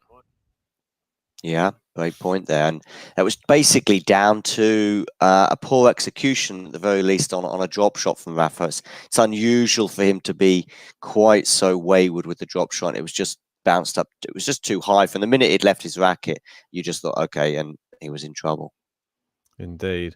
Guys, if you are just joining us for this matchup, please hit a like on the video. We got 460 of you in, and we've nearly got up to 200 likes. Let's try and get that up as soon as possible. Subscribe to the channel if you're new, and join our membership if you really want to have special live chat features. Great inside out forehand from Rafa. He saves the break point. Yeah, classic Rafa there. Yeah, That inside definitely. forehand, inside out forehand. Iguales. Iguales, yeah. Oh, I did my first video podcast type thing for in Spanish the other day. Oh, really? Oh, wow. Yeah, it was a football one. Don't worry, I'm not cheating on Game to Love. I don't think that counts as cheating anyway. No. So yeah, it was a football podcast. I was in Madrid this week for the Champions League match with Atletico and Man United, and a few hours before there was a. Is that a winner? No. No. Oh, what happened there? Rafa went for the ball and he skimmed it, and the ball went past him. That happened to me once yesterday, but I'm not a 21-time Grand Slam winner. Yeah, that's kind of a bit embarrassing when you sort of go for it, big style, if you like, and completely miss it. Yeah, I think he looked at the bounce of the ball because the ball didn't bounce up the way he thought it was going to bounce up at all. It made him look a bit silly there, didn't it? Yeah. Yeah. I think we've seen other people like that when I've seen them just completely miss the ball. Like that one skimmed it a little bit. It's one of those, if you haven't played for a while and it's your first match back after 6 months, that's the sort of thing that can happen. But of course, as an ace there from Rafa, back to Juice. This is a big game now. This is once you start getting a couple of break points, you're having sort of 2-3 juices. It's one of those where you normally pops the clock to see how many minutes it is for this particular game. Yeah. And this could be a big hold or break. Yeah, we'll have to wait and see. Rafa needs another big serve. Goes down the tee. Medvedev, good depth on his return finally. That one a bit too high in the bouncing, and Rafa always hooks it wide. I think he was in two minds there. I just thought he was wondering. I don't know. Maybe it was just my connection link, but I just felt as though he thought about maybe going for the drop shot again, or going for the winner. And in the end, he went for the winner. I know what you mean. He sort of looks in half. There was just a hesitation, just a millisecond, and in the end, he went for the winner. But the technique went off a little bit, didn't it? Like he used, instead of whipping his hand, he sort of like his whole body tried to whip it. Yeah, like it was an unnatural technique. Second serve now, break point. This is huge for the match. Jeffrey saying, I think Novak is in Rafa's head. Well, Rafa is obviously in Daniil's. Yeah, there may be some point of that. I mean, Rafa's record against Daniil Medvedev is pretty good. Yeah, 4-1 before this match. Yeah. Pretty big. That's good rally. Medvedev going down the line, staying in these rallies now. Yeah. Needs to. He's got an opportunity here. He needs to go big on one of these shots. Which one's it going to be? He's just hanging in the rally at the moment. Is he hoping that there's another misfire from Rafa coming? Maybe. Oh, it's a great forehand, but Rafa comes to the net, puts the volley away, and that's the danger. That's the danger. You don't go for it, Rafa will. Yeah, absolutely. But like I said, the dynamic in this match does feel slightly different to Australia in that Rafa's... Remember early on in Australia, those first 4 games that were 2-2, but were real tough slogs for Rafa. I think because he's got a bit more fitness under his belt, if you like, it's a bit further on into his recovery, so to speak, that actually Rafa doesn't mind having a few longer rallies now, if you like. You were worried for him in Australia. You were thinking, Rafa, get this rally over and done with because Medvedev wasn't missing. Well, today, 1, Medvedev has occasionally missed, and 2, Nadal's, he's firing on all cylinders almost. Yeah, I mean, that forehand was one of the biggest topspin ones I've seen. It's almost like curled in round the corner. Yeah. A few times I thought he was going to go out with some of those shots, but they looped in. Yeah. Fifth juice. Don't know how he gets that amount of topspin. It's probably why his fingers are so taped, though. All right, good return. Great depth from Daniil Medvedev. He's got Rafa on the run. He's gone with the drop shot. Rafa is not getting to that, and it's a great drop shot. Daniil Medvedev, break point again here. This is his chance. This is really now the prime time opportunity for Daniil Medvedev. Not sure how long this game has been. It seems like they're not telling us, but I think it must be close to like a 8-9 minutes, is it? Something Yeah, like right. I that. mean, normally I say they pop it up on there, but yeah, it feels like 4 break points, and a good 10-minute game. I would have thought. Yeah, 4th break point. What Gene saying, if Rafa holds here, the job is half done. Yeah, I definitely. know what he means. Yeah. It's a massive one mentally in the match, this game. Good return again from Medvedev. He's getting good depth now. I'm liking Medvedev's ground shots now. They're a lot better. And Rafa inside that forehand. Medvedev on the stretch. Can he play? Oh, he goes back behind him. So smart from Rafa there. Saves the break point. Medvedev was caught off balance. Absolutely. Caught me by surprise as Yeah. well, actually. I was expecting him to go the opposite direction, obviously. It's one of those where when Medvedev is just trying to regain centre court position, but he's struggling to do so, and Rafa does go back behind him. Those people in the crowd just above Rafa, they're like shaking their hands like they want to touch him, but they can't. They can't reach him. I watched some of the highlights from the 2020 final yesterday between Fritz and Nadal, and there's that funny moment when they plonked the sombrero on Nadal's head, and I was just imagining that sombrero on Medvedev's head for a second, and I just thought how funny that would look. Yeah, I think he would like sort of make a funny joke about great smash. Oh, Medvedev gets it back, but great volley from Rafa. Rafa will be mildly disappointed that he didn't put the smash away, although Medvedev's recovery was good. But in the end, a lovely touch volley at the net there from Nadal to win the point. Game point now. I don't remember many of those in this match, in this game. Jeffrey saying, even if Rafa loses this year, he is on for 2022. I predicted if he goes out, he will go on top. He will retire. Oh, that's interesting. And then he also says, and by the way, John, I'm single. Jeffrey, this is great, but I just wonder how many drinks you're having. So regarding the first half of that point, I mean his point there about 2022. Yeah, I mean this has been an unbelievable start, and we're still not even at the clay court season yet. So I get that. Regarding the retirement thing, I mean you want to retire at the top, but that's very, very difficult to predict. Let's just get to this point, and he's got it there, Rafa. He's got it, but that'll be a disappointing return of serve there from Medvedev, because I don't know if that was a first or second serve, but it felt like a second serve in the way it wasn't particularly vicious or venomous, but for some reason he dumped it into the net. Hey! Vamos! Hey!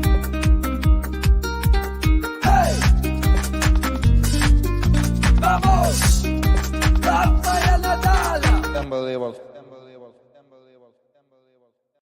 We've got Private in saying also great job, Ben and John. Really loving the show. Appreciate that. Guys, if you haven't hit a like on the video, it does help our channel grow. So please make sure always to remember to hit that like button. Subscribe to the channel if you're new.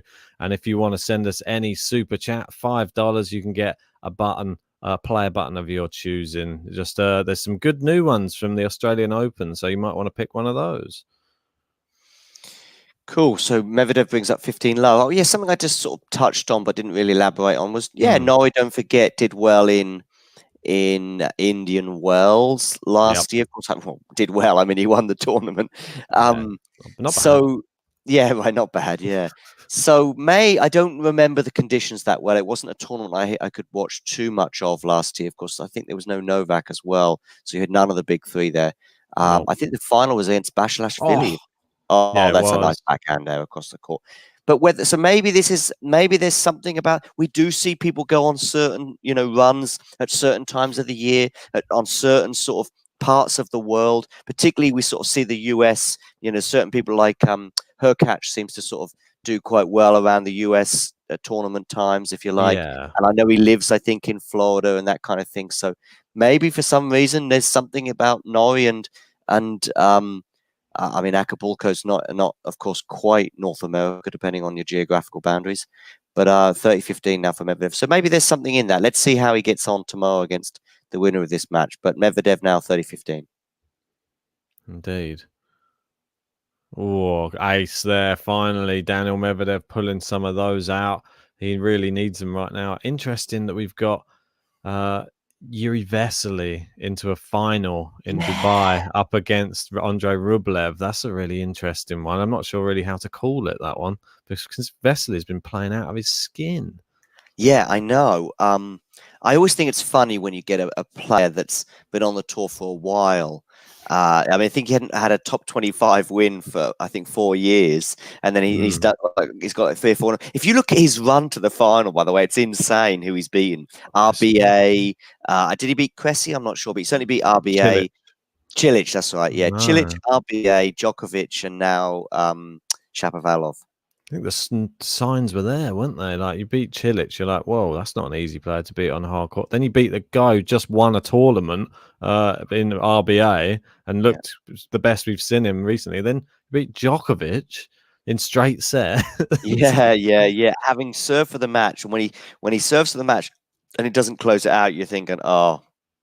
And I think, if memory serves me rightly, I say memory, it was only 2 days ago, but I think Djokovic put him under pressure on his serve as well at 6-5 before the tie break. Did he get break points or set points? He broke him back, and then he broke him back. But I thought Djokovic also had a sniff at winning at 7-5 that set from memory.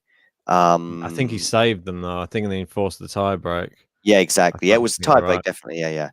So anyway, but the point being, I think that shows good mental strength there from Vasily. I didn't even realize that. I didn't even get a chance to watch the match yesterday. He had 3 tie breaks against Chapo, came back from a set down, and then 1-2 tie breaks in the final 2 sets. Like, 3 hours, 16 minutes. Is he going to be tired going into this final? Like, maybe. Rublev? But Rublev played 3 sets, 3 matches and running now. Has he? So, of course, Rublev had a tight semi-final as well. In fact, I watched the latter stages of that, and then the early stages of the Vasily match against Shapovalov. But yeah, I saw the sort of end of so it was like 5-5 when I joined her catch against Rublev, and I thought that was super tight. And Rublev was, I mean, he celebrated as though he'd won a Grand Slam when he managed to emerge from that tiebreaker, winning it in 3. And of course, check out, I don't know if you've seen what he wrote on the camera afterwards about no war, please, which was very interesting for a Russian person to come out that clearly on their thoughts on what's going on in a certain part of the world right now. So that's I mean, the people on the streets we won't get too political, don't worry. The people on the streets of Russia, I take my hat off to their bravery for protesting, because it's very brave. I mean, it's very, very sad, like the whole thing that's going on, and just like you can see that majority of like the actual public are so against it, and it's Medvedev has come out with some nice words as well, I would say, on that point too. So I was seeing Marchenko posting some stuff, obviously Ukrainian, and just that's Svitolina, people like that. Svitolina in particular, very, very Marchenko sad. too, yeah. Thoughts go out to those people for sure. Absolutely. Right, Rafa 3-2. He's still with the break in this second set. Let's see if he can get this done a little bit quicker than the last one. That one was the longest game of the match, and that's a great volley from Rafa. Yeah, it was a good return actually from Medvedev. I mean, it put him in a bit more trouble than he probably thought or hoped, Nadal, but actually on the stretch he managed to cushion that volley. 15-love. That's it. We've got Stu or Stewie, or Stu, saying without his injuries, he'd have 25 Grand Slams by now. I agree. I understand the point that you're making, of course. But Nadal himself is one of these guys. I remember the famous press conference he gave. He goes, if. I don't know if you remember when Nadal said that. So it's an interesting point, Stu, and one that certainly is one to be debated. But I look at it through Rafa rose-tinted glasses, of course, and I think, he was so unlucky in certain matches, and Wawrinka particularly springs to mind, that Australian Open final, and I think that's the one that probably hurts Nadal the most, funny enough, because I think I heard him say once that it's 2014 Australian Open final, and I think he mentioned his record against Wawrinka, which I think he was unbeaten at the time against him. It was like 8-0 or something. Oh, that's a nice drop shot there from Medvedev. Really good drop shot. That seems to be one of his best shots that he's pulled out today. Yeah, I don't remember him doing too many in the Aussie Open final. No. I think he was just sort of caught, stunned by what came his way, unfortunately. It was a bit hard to believe. Yeah. Right. Sushant saying Rafa could have 30. Wow, going a bit I big might have there. to play to about 45 to get that, but Yeah, Rafa tries a drop shot, doesn't work. no. There you go. One 30 back the all. other way. And It's again, it's not a comfortable service game here. No. Interesting. 30 all.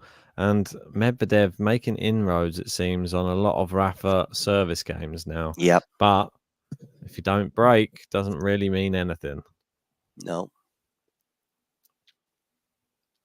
Other than Rafa's t-shirt will be dripping even more. Yeah, I mean, it's like stuck to him, as always. Going into the Medvedev backhand, Medvedev tries to inject a bit of pace, and now he's getting caught in that no man's land, but Rafa's gone long, and it is break point. Is this where the tide is turning slightly now? I think that that drop shot from Rafa about 5-10 minutes ago that was just wayward, if you like. It was just too looped up and too easy. I don't know. I just wonder a couple of times whether Nadal might have pulled off a drop shot on a couple of these rallies, but decided against it. I also think that sometimes during the rallies, Medvedev doesn't seem to be quite so deep on the court, so that might be a deterrent. Anyway, let's look at this 30-40. Second serve.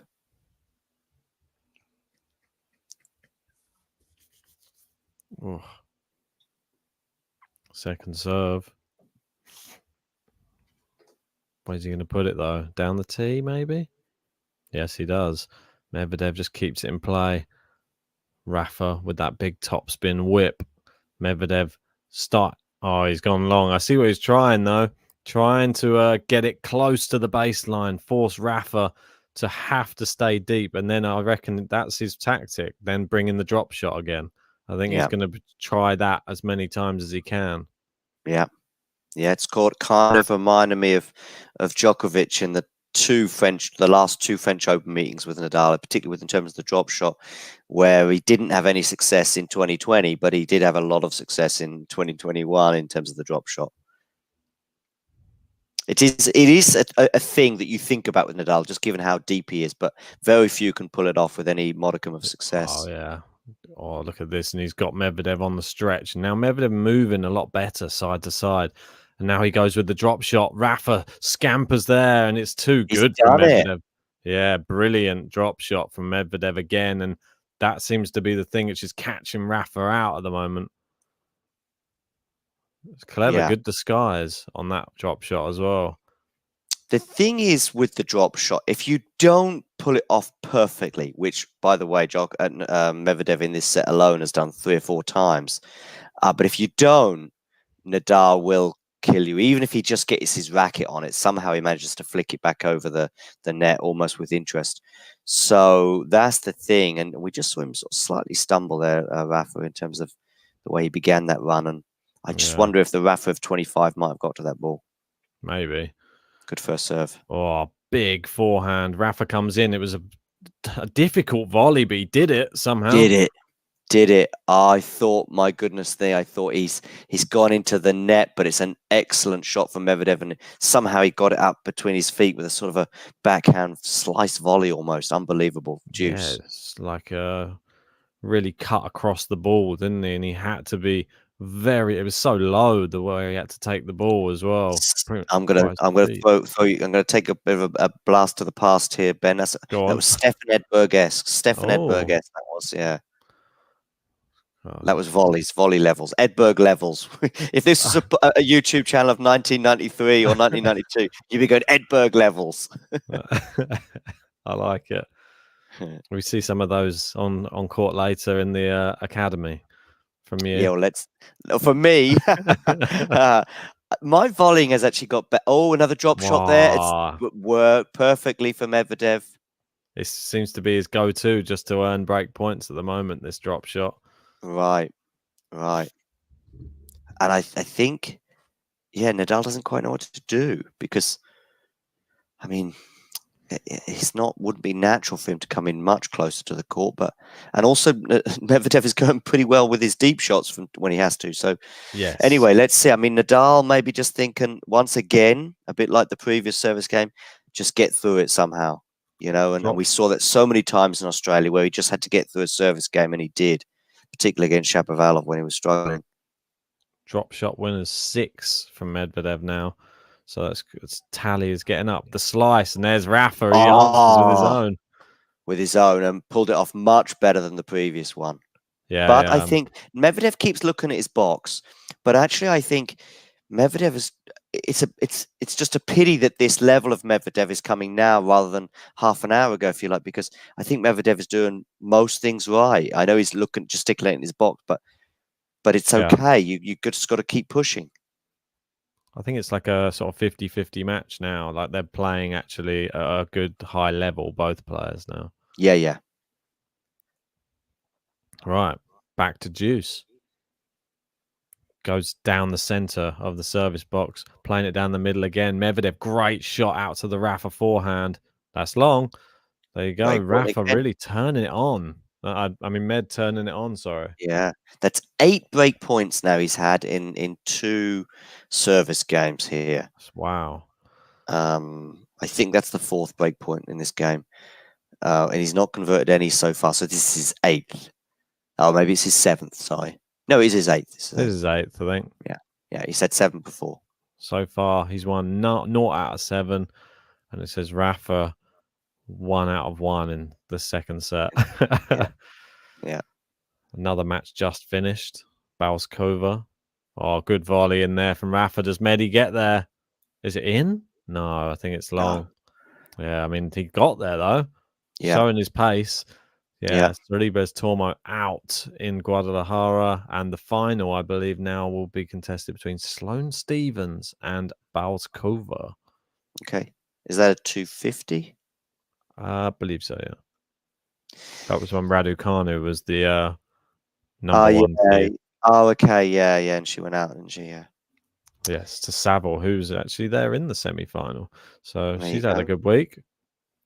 Formerly Gavrilova. Rafa electing 1 ball there. Yeah. As opposed to his usual 2 out of 3. Going backhand cross-court. Medvedev forehand winner down the line. Daniil Medvedev. That's one of his best shots of the match. Break point number 9 for this set alone. Just feel that there is a tide turning in this match. Yeah. Medvedev's woken up. Finally, he's woken up and he is putting it on Rafa right now. He knows that the more Rafa holds, the closer we get to the end of this match. He cannot let him get onto 4. And it's nearly over then. Yeah. Finish line in sight. Another break point. Oh, just misses down the tee. Rafa was going to have to find a second serve with something on it. Got a feeling Medvedev's going to go big on this second serve. Sam saying, oh, God. Second serve. It's in. Medvedev just loops it back down the middle. Rafa playing it into the backhand. Med just keeping it. There's the drop shot from Rafa. It's too good. It's too good. Yeah. 9 break points now. 9 break points. It was too good, but Medvedev's speed it enabled him to get there. But unfortunately, he got his racket on it, but he went wide, which ultimately was down to the execution of Nadal's unbelievable drop shot. That's 9 break points. It's brave. Boy. Brave drop shot, really, because you can't mess it up, especially on a break point. And you've seen him mess up a couple of them already today. Ben, I noticed, of course, you've got this new background that you're rocking in recent weeks. Is this it looks a bit like a sauna almost. Yeah, a little bit. Yeah.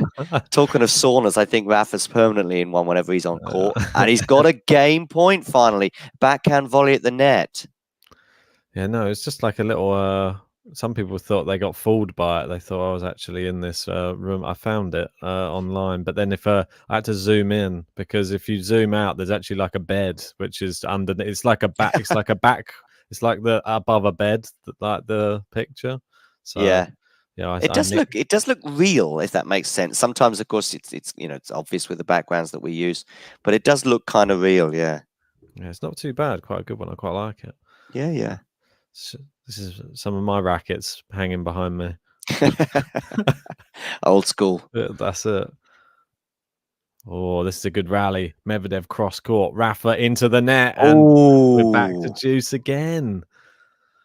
That was a chance for Rafa. That was a chance because he makes that and Medvedev's in big trouble. Medvedev might have still got it, but yeah, I think, and you could see the way Rafa's looked a bit annoyed, despite not dropping a set. I don't think in this tournament so far. I've seen him get quite yesterday. I think it was yesterday against Tommy Paul. Right at the beginning of the second set, there was an incident with the crowd. I think there were some people coming late to their seats, and he ended up double faulting, and he got broken in that particular game. And he was particularly agitated by Nadal's levels. 27 degrees. Maybe that's what's doing it. We've got Abeljeet saying, I've got to check my blood pressure now. It's into the net from Rafa, and it's another break point. If you are just joining us for this match, please hit a like on this video. It really does help the channel grow. It helps with those YouTube algorithms. Please subscribe to the channel if you haven't already, because we're going to be bringing you more tennis action coming up very soon. There's going to be some draw previews as well for next week's action, where you can have bragging rights over the rest of the GTL family should you win. Definitely over me, I'm sure. Great serve out wide. Oh, it's wide from Medvedev, and it's locked in another. This game is longer than the last Rafa service game, I swear. Oh, yeah. Oh, no, it's definitely longer because, I mean, I remember at least one game point from Nadal that he didn't win. And this has been 6, I think, break points in this game for Medvedev as opposed to 4 in the previous one. Yeah, I mean 10 break points and 0 converted just in this set alone. Points played on serve in the second set, 38 on Nadal's serve and only 13 on Medvedev's serve. That's crazy. Juice. Rafa getting a lot of serving practice. That's a good one down the tee. Back into play though from Medvedev. Seems to be finding his feet at the moment. Needs to do more with that. And that was a come on. It was a loose ball in the middle of the court from Rafa, and Medvedev hits into the net. He seems to, every point he loses right now, he seems to be looking at his box. Medvedev. By the way, I don't know if you noticed, I meant to say it, but there's been so much going on in this set so far. But actually, I think at the beginning of this set or the end of the previous set, Medvedev's wife walked out. I don't remember. I don't know if she walked back in or not, but she'd had enough. She wants to get some tequilas and tacos, no doubt. Maybe. I've mentioned sombrero now, so I've done the sombrero tick. I've done tequila and tacos tick. That's it. Yeah, be mentioning the Aztecs next. Second serve, another one. Serve. Rafa, what's he up to? I mean, I think a Rafa hold here, is that like nearly the end for Medvedev? I mean, it's such a mental battle to lose game. This would be the second game he would have lost, a long one on juices on Rafa's serve. He's got forehand down the line. Rafa inside out forehand. Rafa just going down the middle, asking Medvedev to create the angles. And now the slice from Rafa. Medvedev, good depth on his shots. Moving Rafa around the baseline. Now goes into Rafa's backhand. The slice from Rafa. Oh, it's a massive forehand there from Medvedev. Rafa's flicked it up, but surely he's not going to miss this one. Nope, big smash from Medvedev, and it is juice again. Juice again. Oh, my word. Let's get this up to 200 likes, guys. 28 likes away. I know I can rely on you guys because the GTL fam are the best. So here we are, juice number 8 on this service game. Yeah. Oh, Sam saying she walked out again, John. The crowd pissing her off, I think. Maybe. They were very heavy in favour for Rafa.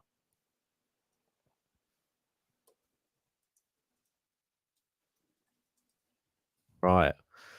Juice. Rafa, where's he going to put it? He's gone out to the forehand side. He comes in for the volley. Has he missed it or has he got it? I think he's missed it. He's missed it. Yeah, looking at his reaction. Oh, yeah, the reaction. It wasn't easy. It wasn't easy on the backhand side, on the backhand volley. There was a serve volley. But it's one, actually, he's had more difficult ones than he's made them in this game alone. Yeah, I mean, that was, could that be a pivotal moment? He decided instead of the down the tee, which is normally his go-to, he went out wide. Medvedev, a great return. It really found the angle. And cheers to Chris. I still would expect him to get it. Yeah, sorry, Chris. That's all right. Say cheers to Chris. Said, this is for Rafa. Let's go. Vamos. Cheers for that, Chris. Appreciate that, buddy. Oh, Rafa goes into the Medi forehand. Oh, it's just over the net. Now he's gone with a drop shot. Medi's in. Oh, it's too good from Rafa again. I can't believe one of those that barely seemed to barely get over the net from Medvedev, but in the end it wasn't enough. Back to Juice. I think that's 11 break points now. Oh, she's back in the crowd. So it's 11 break points in this set. Unbelievable. Yeah. Might be 12 even. I'm not sure. Maybe 12. Yeah, I think it's 11. I think you're right. Yeah, Juice 9 in this game anyway. Right. Well, Juice number 9, and this second set is becoming it's nearly at the hour mark. 57 minutes in this second set, and we're only at 3-2. That's pretty crazy. I've seen some long sets of tennis over the past week. Like, obviously, we had Raducanu with the longest WTA match of the year so far at 3 hours, 36 minutes. That's, I mean, it seems like a long time ago now, but that Zverev first round match was pretty epic too. It was very, I watched the second half of it. I think I watched it from the end of the first. It was a very, very good match. There we go. Medvedev down the line. Rafa cross court. Medvedev down into the Rafa backhand. Slice from Rafa. Now slice from Medvedev. That's not a good one. Rafa attacks. Great shot from Medvedev, but Rafa volleys. What a shot, and the big fist pump and the vamos. Yep, excellent there. Yeah, I mean, basically that was a really, I don't even know what kind of shot that was from Medvedev at that point. That it seemed like an effort at the drop shot, but considering how well he's been executing those so far in this match, it was really wayward. But nevertheless, so here's that one. And then you still thought, this is it, Rafa's putting it away. He didn't, though. But then he had to pull off another excellent volley as a result, and he's now got a game point. How some of these rallies go sometimes, because you had a bad shot from Medvedev, which was answered with possibly it should be a winner from Nadal. Should have been a winner. Medvedev got the better shot back, even better, and then Nadal had to play an even better shot. There you go, raising levels, absolutely. It's amazing. Rafa's. Oh, it was a great serve from Rafa, but it clipped the net cord, apparently.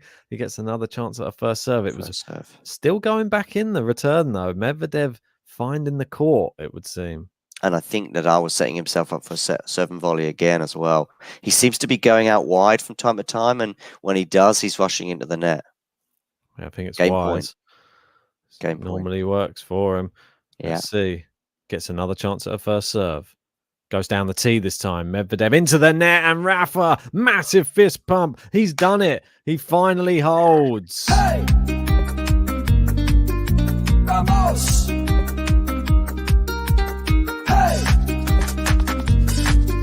Vamos!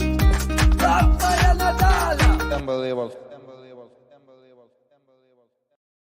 Right, John's going to take us on a little tour by the looks of it. Oh, how do I get you? I was going to say, how do I get you on the big screen? Try and get me on the big screen if you can. There you go. Don't worry if not. Yeah, so this is me in Manacor, Mallorca, at the Rafa Nadal Academy. As I say, a neutral venue. This is the view I've got. I don't know how clearly we're going to see this in this daylight. Not so clearly, unfortunately, but there's some courts down there, basically. And I'm going to take us as well down to the cafeteria. Hopefully, there's a swimming pool as well. So I've got a few courts in my purview, albeit the center court, where the one where you'll see Rafa Nadal practicing from time to time, is just beyond my camera, basically, just below those railings you see down there. Nice. So not quite enough to see Rafa Nadal practice. Should he swiftly get back from Acapulco? Actually, if he was to lose today, I might even.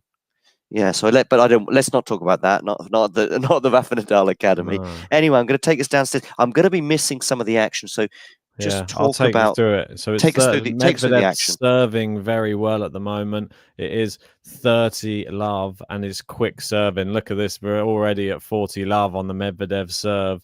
Very, very good. We've got Mei Jiang in saying for that half-hour Rafa game, hold. Cheers, Mei. Whichever player button you would like, you can have. And there you go. Look at that, how quick that was. A game to love and Medvedev, and we're into the changeover. And that's Rafa's game, about 10 minutes. Medvedev's won about 10 seconds. It's just like the beginning.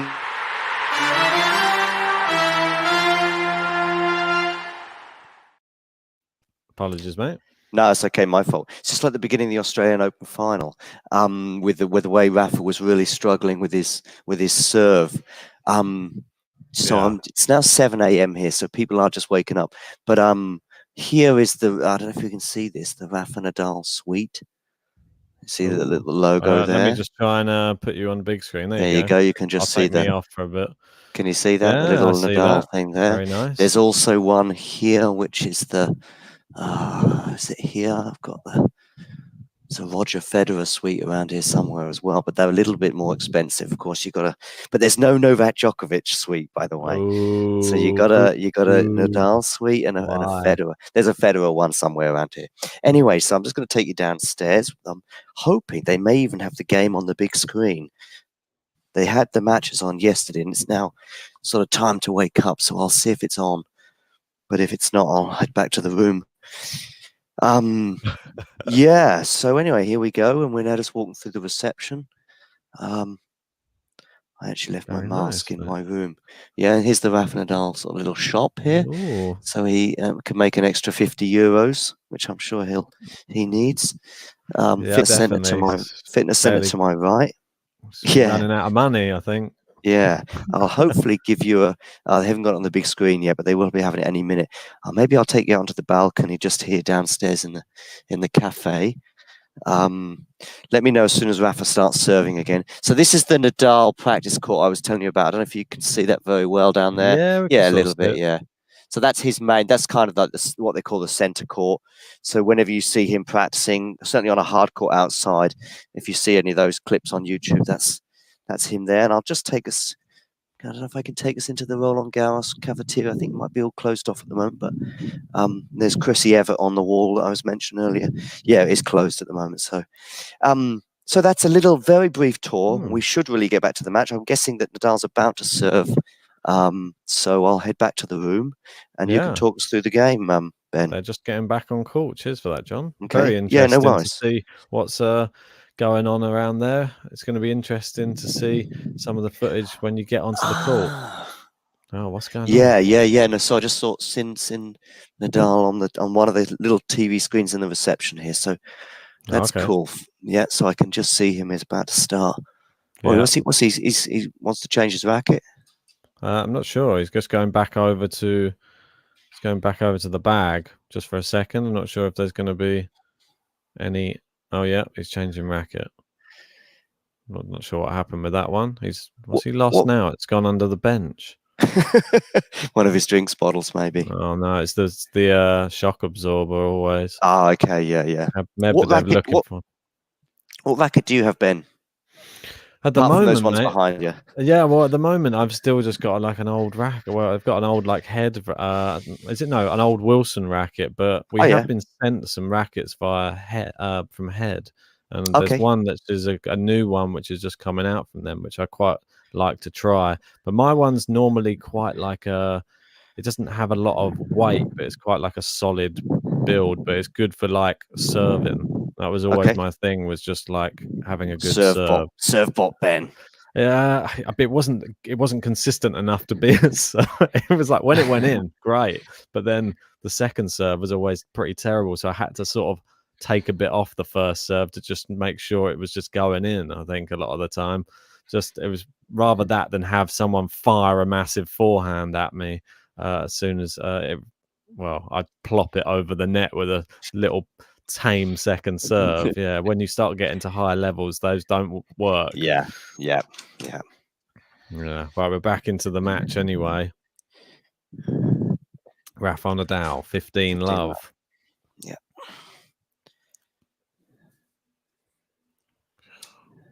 All right, here we go. Serving just goes out wide to the Medvedev backhand. That's long and it's a cheap Dirty point. love. I'm sure Rafa would love to get out of this service game unscathed and doesn't Yeah. want to go to 10 minutes and 50 juices again, rather just to have a quick Medvedev stuff. And we've just hit 200 likes. So thank you, everybody who has hit that like button on this video. And I will have to upload the next like button because I thought it was on there, but it's not. Well, there you go. I'm just not doing my job, am I? Come on. And there's me asking for them, and I don't have the reward for you. Oh, Medvedev's in. He's played a drop shot. Rafael down the line. Medvedev will have Beautiful. to be disappointed with that one, though, because Yeah. actually he's kind of got an opportunity to win that point, if you like, maybe with a hard winner, but he went soft as well. Nadal goes soft, if you like, with a drop sort of shot, but here it is. Here it is. I think he's I probably could have gone hard on that one and gone for an outright winner, but yeah. No, I think he got it tactically.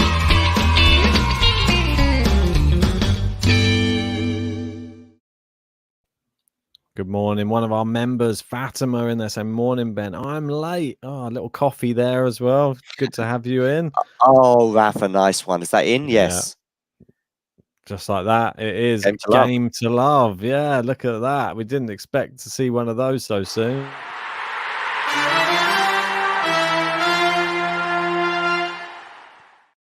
Oh, Fatima saying, hi, GTL Silk. Where are you there? I mean, we've just been on the tour, Fatima. You just missed it. You just missed it. Fatima, you'll have to go when the match is over. You'll have to come back to this point, and there's like a 90-second tour of at least the interior of the Rafa Nadal accommodation.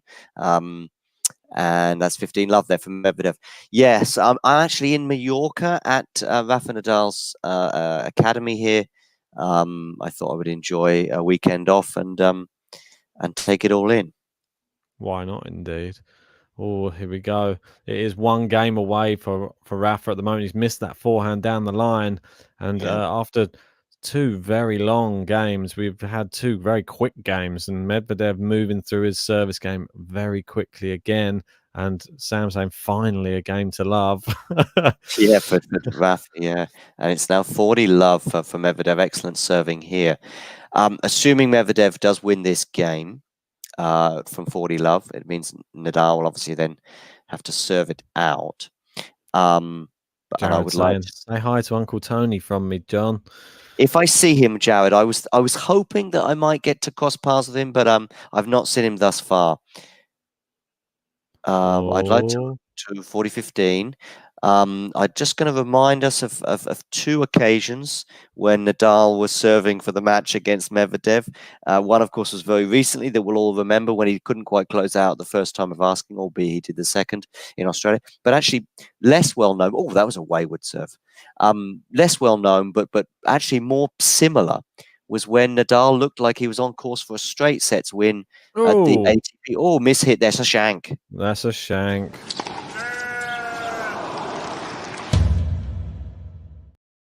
Whoa. Medvedev doesn't give you many chances to talk to him points. But anyway, ATP Finals 2020. Nadal loses after serving for the match. It's getting after 40 love. We're back to 40-30. Yeah. If you're just joining, hit a like on the video. Subscribe to Game to Love if you're new. There's a drop shot. It's a terrible one. Juice. 2 points from victory. Wow. Just how quickly does this game turn around? We went from 40 love to juice within a matter of seconds. All right. Serve. Good serve out wide. Rafa's just got a racket on it, really. And there you go. Advantage Medvedev. Massive serve that was. Very, very big. Can he get another one? Make Rafa serve it out. Oh, they've said it's out. It looked close. down the tee. Second serve, game point Medvedev. Mason, I love it when Rafa does that. There's a double fault, another one. That's number 7 for Medvedev in this match. Yeah, is that more double faults than? I know he's got 10 aces, but still, that ratio is not great. No, I mean, look at his second serve points one as well. It's nearly like Rafa's point guaranteed if he only 27% of second serve points. It's very poor. And Rafa, very consistent, 65% on first and second serves. Goes out wide. Rafa with the backhand. It's a winner. It is a match point now. Rafa Nadal. Match point. Oh. Wow. I mean, what a turnaround. And now Medvedev has to hold his nerve. Does he get a big serve? Oh, it's into the net, though, from Rafa on the return. All right, Juice. Iguales. And Sam saying, please, Rafa, end this. I want to go back to sleep. I know how you feel, Sam. I feel the same. I think I slept for about 2 hours on the sofa. I even refused to go to bed because I thought if I go to bed, it's going to be too comfy. I'm never going to wake up. But the alarm did its job. Oh, is that an ace? No. Second serve, Juice.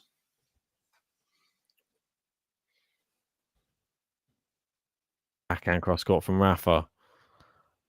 Med going big forehand. Not that much depth on it, though. And that's a loose one, and it's another match point. Match point. Seemed like a bit weak, that, didn't it? Just very out of sorts, that forehand. Loose. There's a stat about Nadal and match points. I don't know if it's right, but I think he's never not failed to win a match when he's at a match point.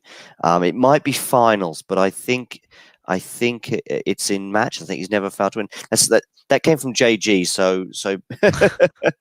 Oh, it's a massive serve. He's got it back in play. Medvedev goes, it's long, and it is Rafael Nadal wins in straight sets. Well, he's Daniil Medvedev, the head-to-head. Now 5-1 for Rafael Nadal. Hey! Vamos! Hey!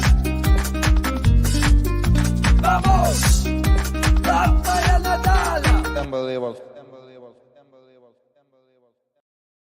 Punches the sky. I was going to say I did a JG there. He's like, even though it was a challenge, I'm calling it. It's done. The match is over. Yeah, he did that the other day. He did that the other day. I forget what it was. So funny. Match, yeah, and it was close. I was thinking, JG, you're putting whatever reputation he has on the line, but he got away with it, and he was lucky. Of course, when he got away with it, he was all gloating. I told you. Yeah, exactly. I was writing in the chat going, "Whoa, you're calling it." I know. Anyway. It was what a performance from Rafael Nadal there. I don't think Medvedev will be happy with that performance at all in the slightest. Particularly the first set, really, or even the first set, and then that losing of serve. And of course, we'll have to look at the stats afterwards, but I don't know how many break points it was in the end. 12, I think, in 2 games, 12 break points in that second set. Yeah, I mean, it's a bit unforgivable, really, to be losing from that losing a game from that many break points positions, and Rafa's still chucking everything he has into the crowd at the moment. So we've got a Rafa Nadal Cam Norrie Acapulco final. One of those less likely than the other in terms of the finalists. I think he's got a maybe 2-0 or 3-0 record against Cam Norrie. I remember they played in Australia last year. They played in Australia and the French last year, sort of back-to-back slams, and both were straight set wins for Rafa. It's the Nottingham Nadal versus the real Nadal. That's what was going to be the final. Two lefties, of course. And I think that, are we going to be discrediting Cam Norrie if we say that Nadal is pretty much a certainty to win? Because Cam Norrie likes these grueling slow courts, I feel. I think he likes it to become a bit of a slog these days. And if he can draw Rafa into long rallies, might be a chance for him. Who knows? Maybe. Yeah, nothing is certain. Nothing is No, certain. nothing. But that's But just the way it is, though, isn't it? I mean, with this, Rafa's obviously going to be a heavy favourite. yeah. What about? I mean, I always feel awkward watching Cam Norris backhand. Mm. It is a weakness, right? Or is it just my It's more of a visuals? push. And then, Exactly, it's a push. It's a yeah, push, and I'm just thinking that Rafa Nadal, when he finds a weakness, he is someone who will gorge himself on that, as we saw, yeah, particularly against Berrettini in that semi-final in yeah, Australia. Um, and I just wonder if the top spin, he's not going to get too many chances to push that backhand in the way that he might do in an average rally against another top 20 player, like a Basilashvili, as we mentioned. mm. There's a little bit of a little gesticulation there from Rafa. So he did challenge that. Then I know they went Yeah, for the yeah, thing. yeah. He So when they get challenged. to the when they get to the net for the normal thing, obviously Medvedev's probably saying, hang on, mate, I'm challenging this," and Rafa goes like this. I guess he knew it was long, but Yeah, it was so far along. I mean, it wasn't even close. yeah, But yeah, you had to wait, unfortunately. Well, it's just another final for Rafael Nadal, it would seem. Seems that he's just loving. And the other thing that should be noted as well is his best ever start, I think, to a yeah, calendar year. He's it's 14, undefeated in 2022 so far, which is 14. incredible. How long can the run go for? Because obviously, coming up soon, we're going to have the Sunshine. Is he going to be playing in Indian Wells or Indian Miami? Wells he's committed to. I don't know if he's committed yet to Miami, but that might change, and I think it's the second of the two. So, but I don't know. I don't see him playing both. I just Might be the don't. same final again. Norrie Nadal at Indian Wells Indian final as Wells. well. I don't see him playing both. I just don't see him doing that unnecessarily on his body. I mean, it's basically if you play both, it's like a slam, you know. Yeah, And then with the clay court, I don't know. I could be wrong. I just but I know he's never won Miami, and from a Nadal fan perspective, it would be great to see him play there. But I don't know. I just don't see him playing both, and I'm pretty sure he's committed to Indian Wells, albeit that he said he's going to continuously listen to his body. So I do think it's a tournament by tournament thing, probably pretty much for the rest of Nadal's career now. You know, you may look at his calendar and he's got 6 tournaments committed to, but he might not fulfill all of those commitments. yeah. I think it's take it each week as it comes with him. Absolutely. Listen to the body. What is the tournament makes the most sense for him to enter? Like, where is he defending points? Where can he pick up the most points? Like, he's still got a shot potentially at world number 1, really, when you think about it. Depending on the clay court season coming up, if he does well in the grass court swing as well that he missed last year, he can pick up a lot of points, I think. So Absolutely. Erosion there, by the way, saying that the clothes announcement thing said it was for Indian Wells and Miami. Yeah, that is the weak. I mean, it's something, but it is the weakest of indications, if you like, because they bring out a range and they just say this is what he'll be wearing at Miami and Indian Wells, and you know, it's something exactly. I mean, and that's up to. And I don't think, like I said, I don't know what the Miami, if they broadcast a list yet. It will be pretty late in the day, so I'm pretty sure if they haven't done so already, they'll be doing so very soon. But I just know that as soon as he came back from Australia, he was asked about tournaments, and he said Acapulco and Indian Wells, and the way the context was kind of between now and the clay court season. Didn't mention Miami. Not only that, even then with those 2 tournaments, this is like 3 or 4 days after the Aussie Open final. Even then, he was like, "But I have to listen to my body." And you know, Acapulco wasn't 100%, but it's one tournament at a time. And I don't know. I just don't see him playing both of those. By the way, question for you, Ben: Who was the last person to beat Rafa Nadal? It's a good question. Who was the last person to beat Rafael Nadal? And we have to probably wind all the way back to. I'm not going to look at anything. I'm just going to try and think in my mind. He wasn't at the World Tour final. He wasn't at Indian Wells. He wasn't at the I'm trying to think, because when was the last time we really saw him on court? Like before Australian Open, was it? Don't look at the chat because somebody's already No, mentioned. I'm not looking at the chat. I'm just trying to think. It wasn't Djokovic, was it? No, I No? understand, and that's maybe the one that I would expect you to go for. But No, I'm just Lloyd, thinking like Roland Garros. It's not as Yeah, far I back as know. Roland Garros, is it? he did have a brief little moment when he tried to come back in August before the US Open. And he played So- 2 epic matches there, actually, in Washington. Oh, Everyone's going crazy in the chat right now. no, I can't even think. Oh, yeah, okay. There, everybody's bombarded me with it now. Yeah, So yeah. there it is. Lloyd And I Harris. remember because he pulled out of the next tournament. Yeah, he didn't did. Yeah, he was going to play But he- Montreal afterwards, I think, and he pulled out. It was going to be Lloyd Harris again, wasn't it? Yeah, that's right. Yeah, that was, and then everyone's like, "Oh, he's scared of Lloyd Harris. He's pulling it out. He doesn't look at Lloyd Harris now.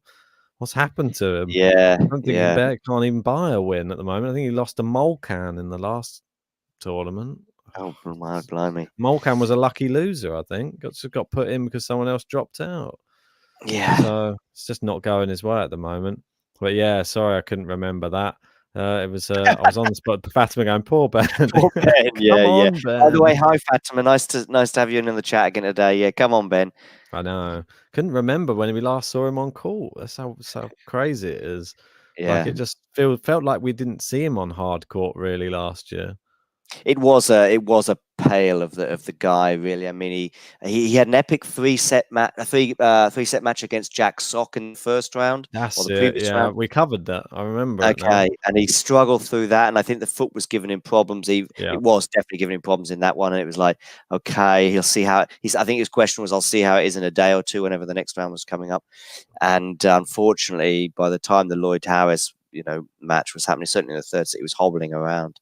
He still made a fight of it, as Rafa only can, but yeah, just fingers crossed regarding that foot. That I heard what Tony Nadal said a few days ago, that will be something that he's got with him for the rest of his career, certainly. But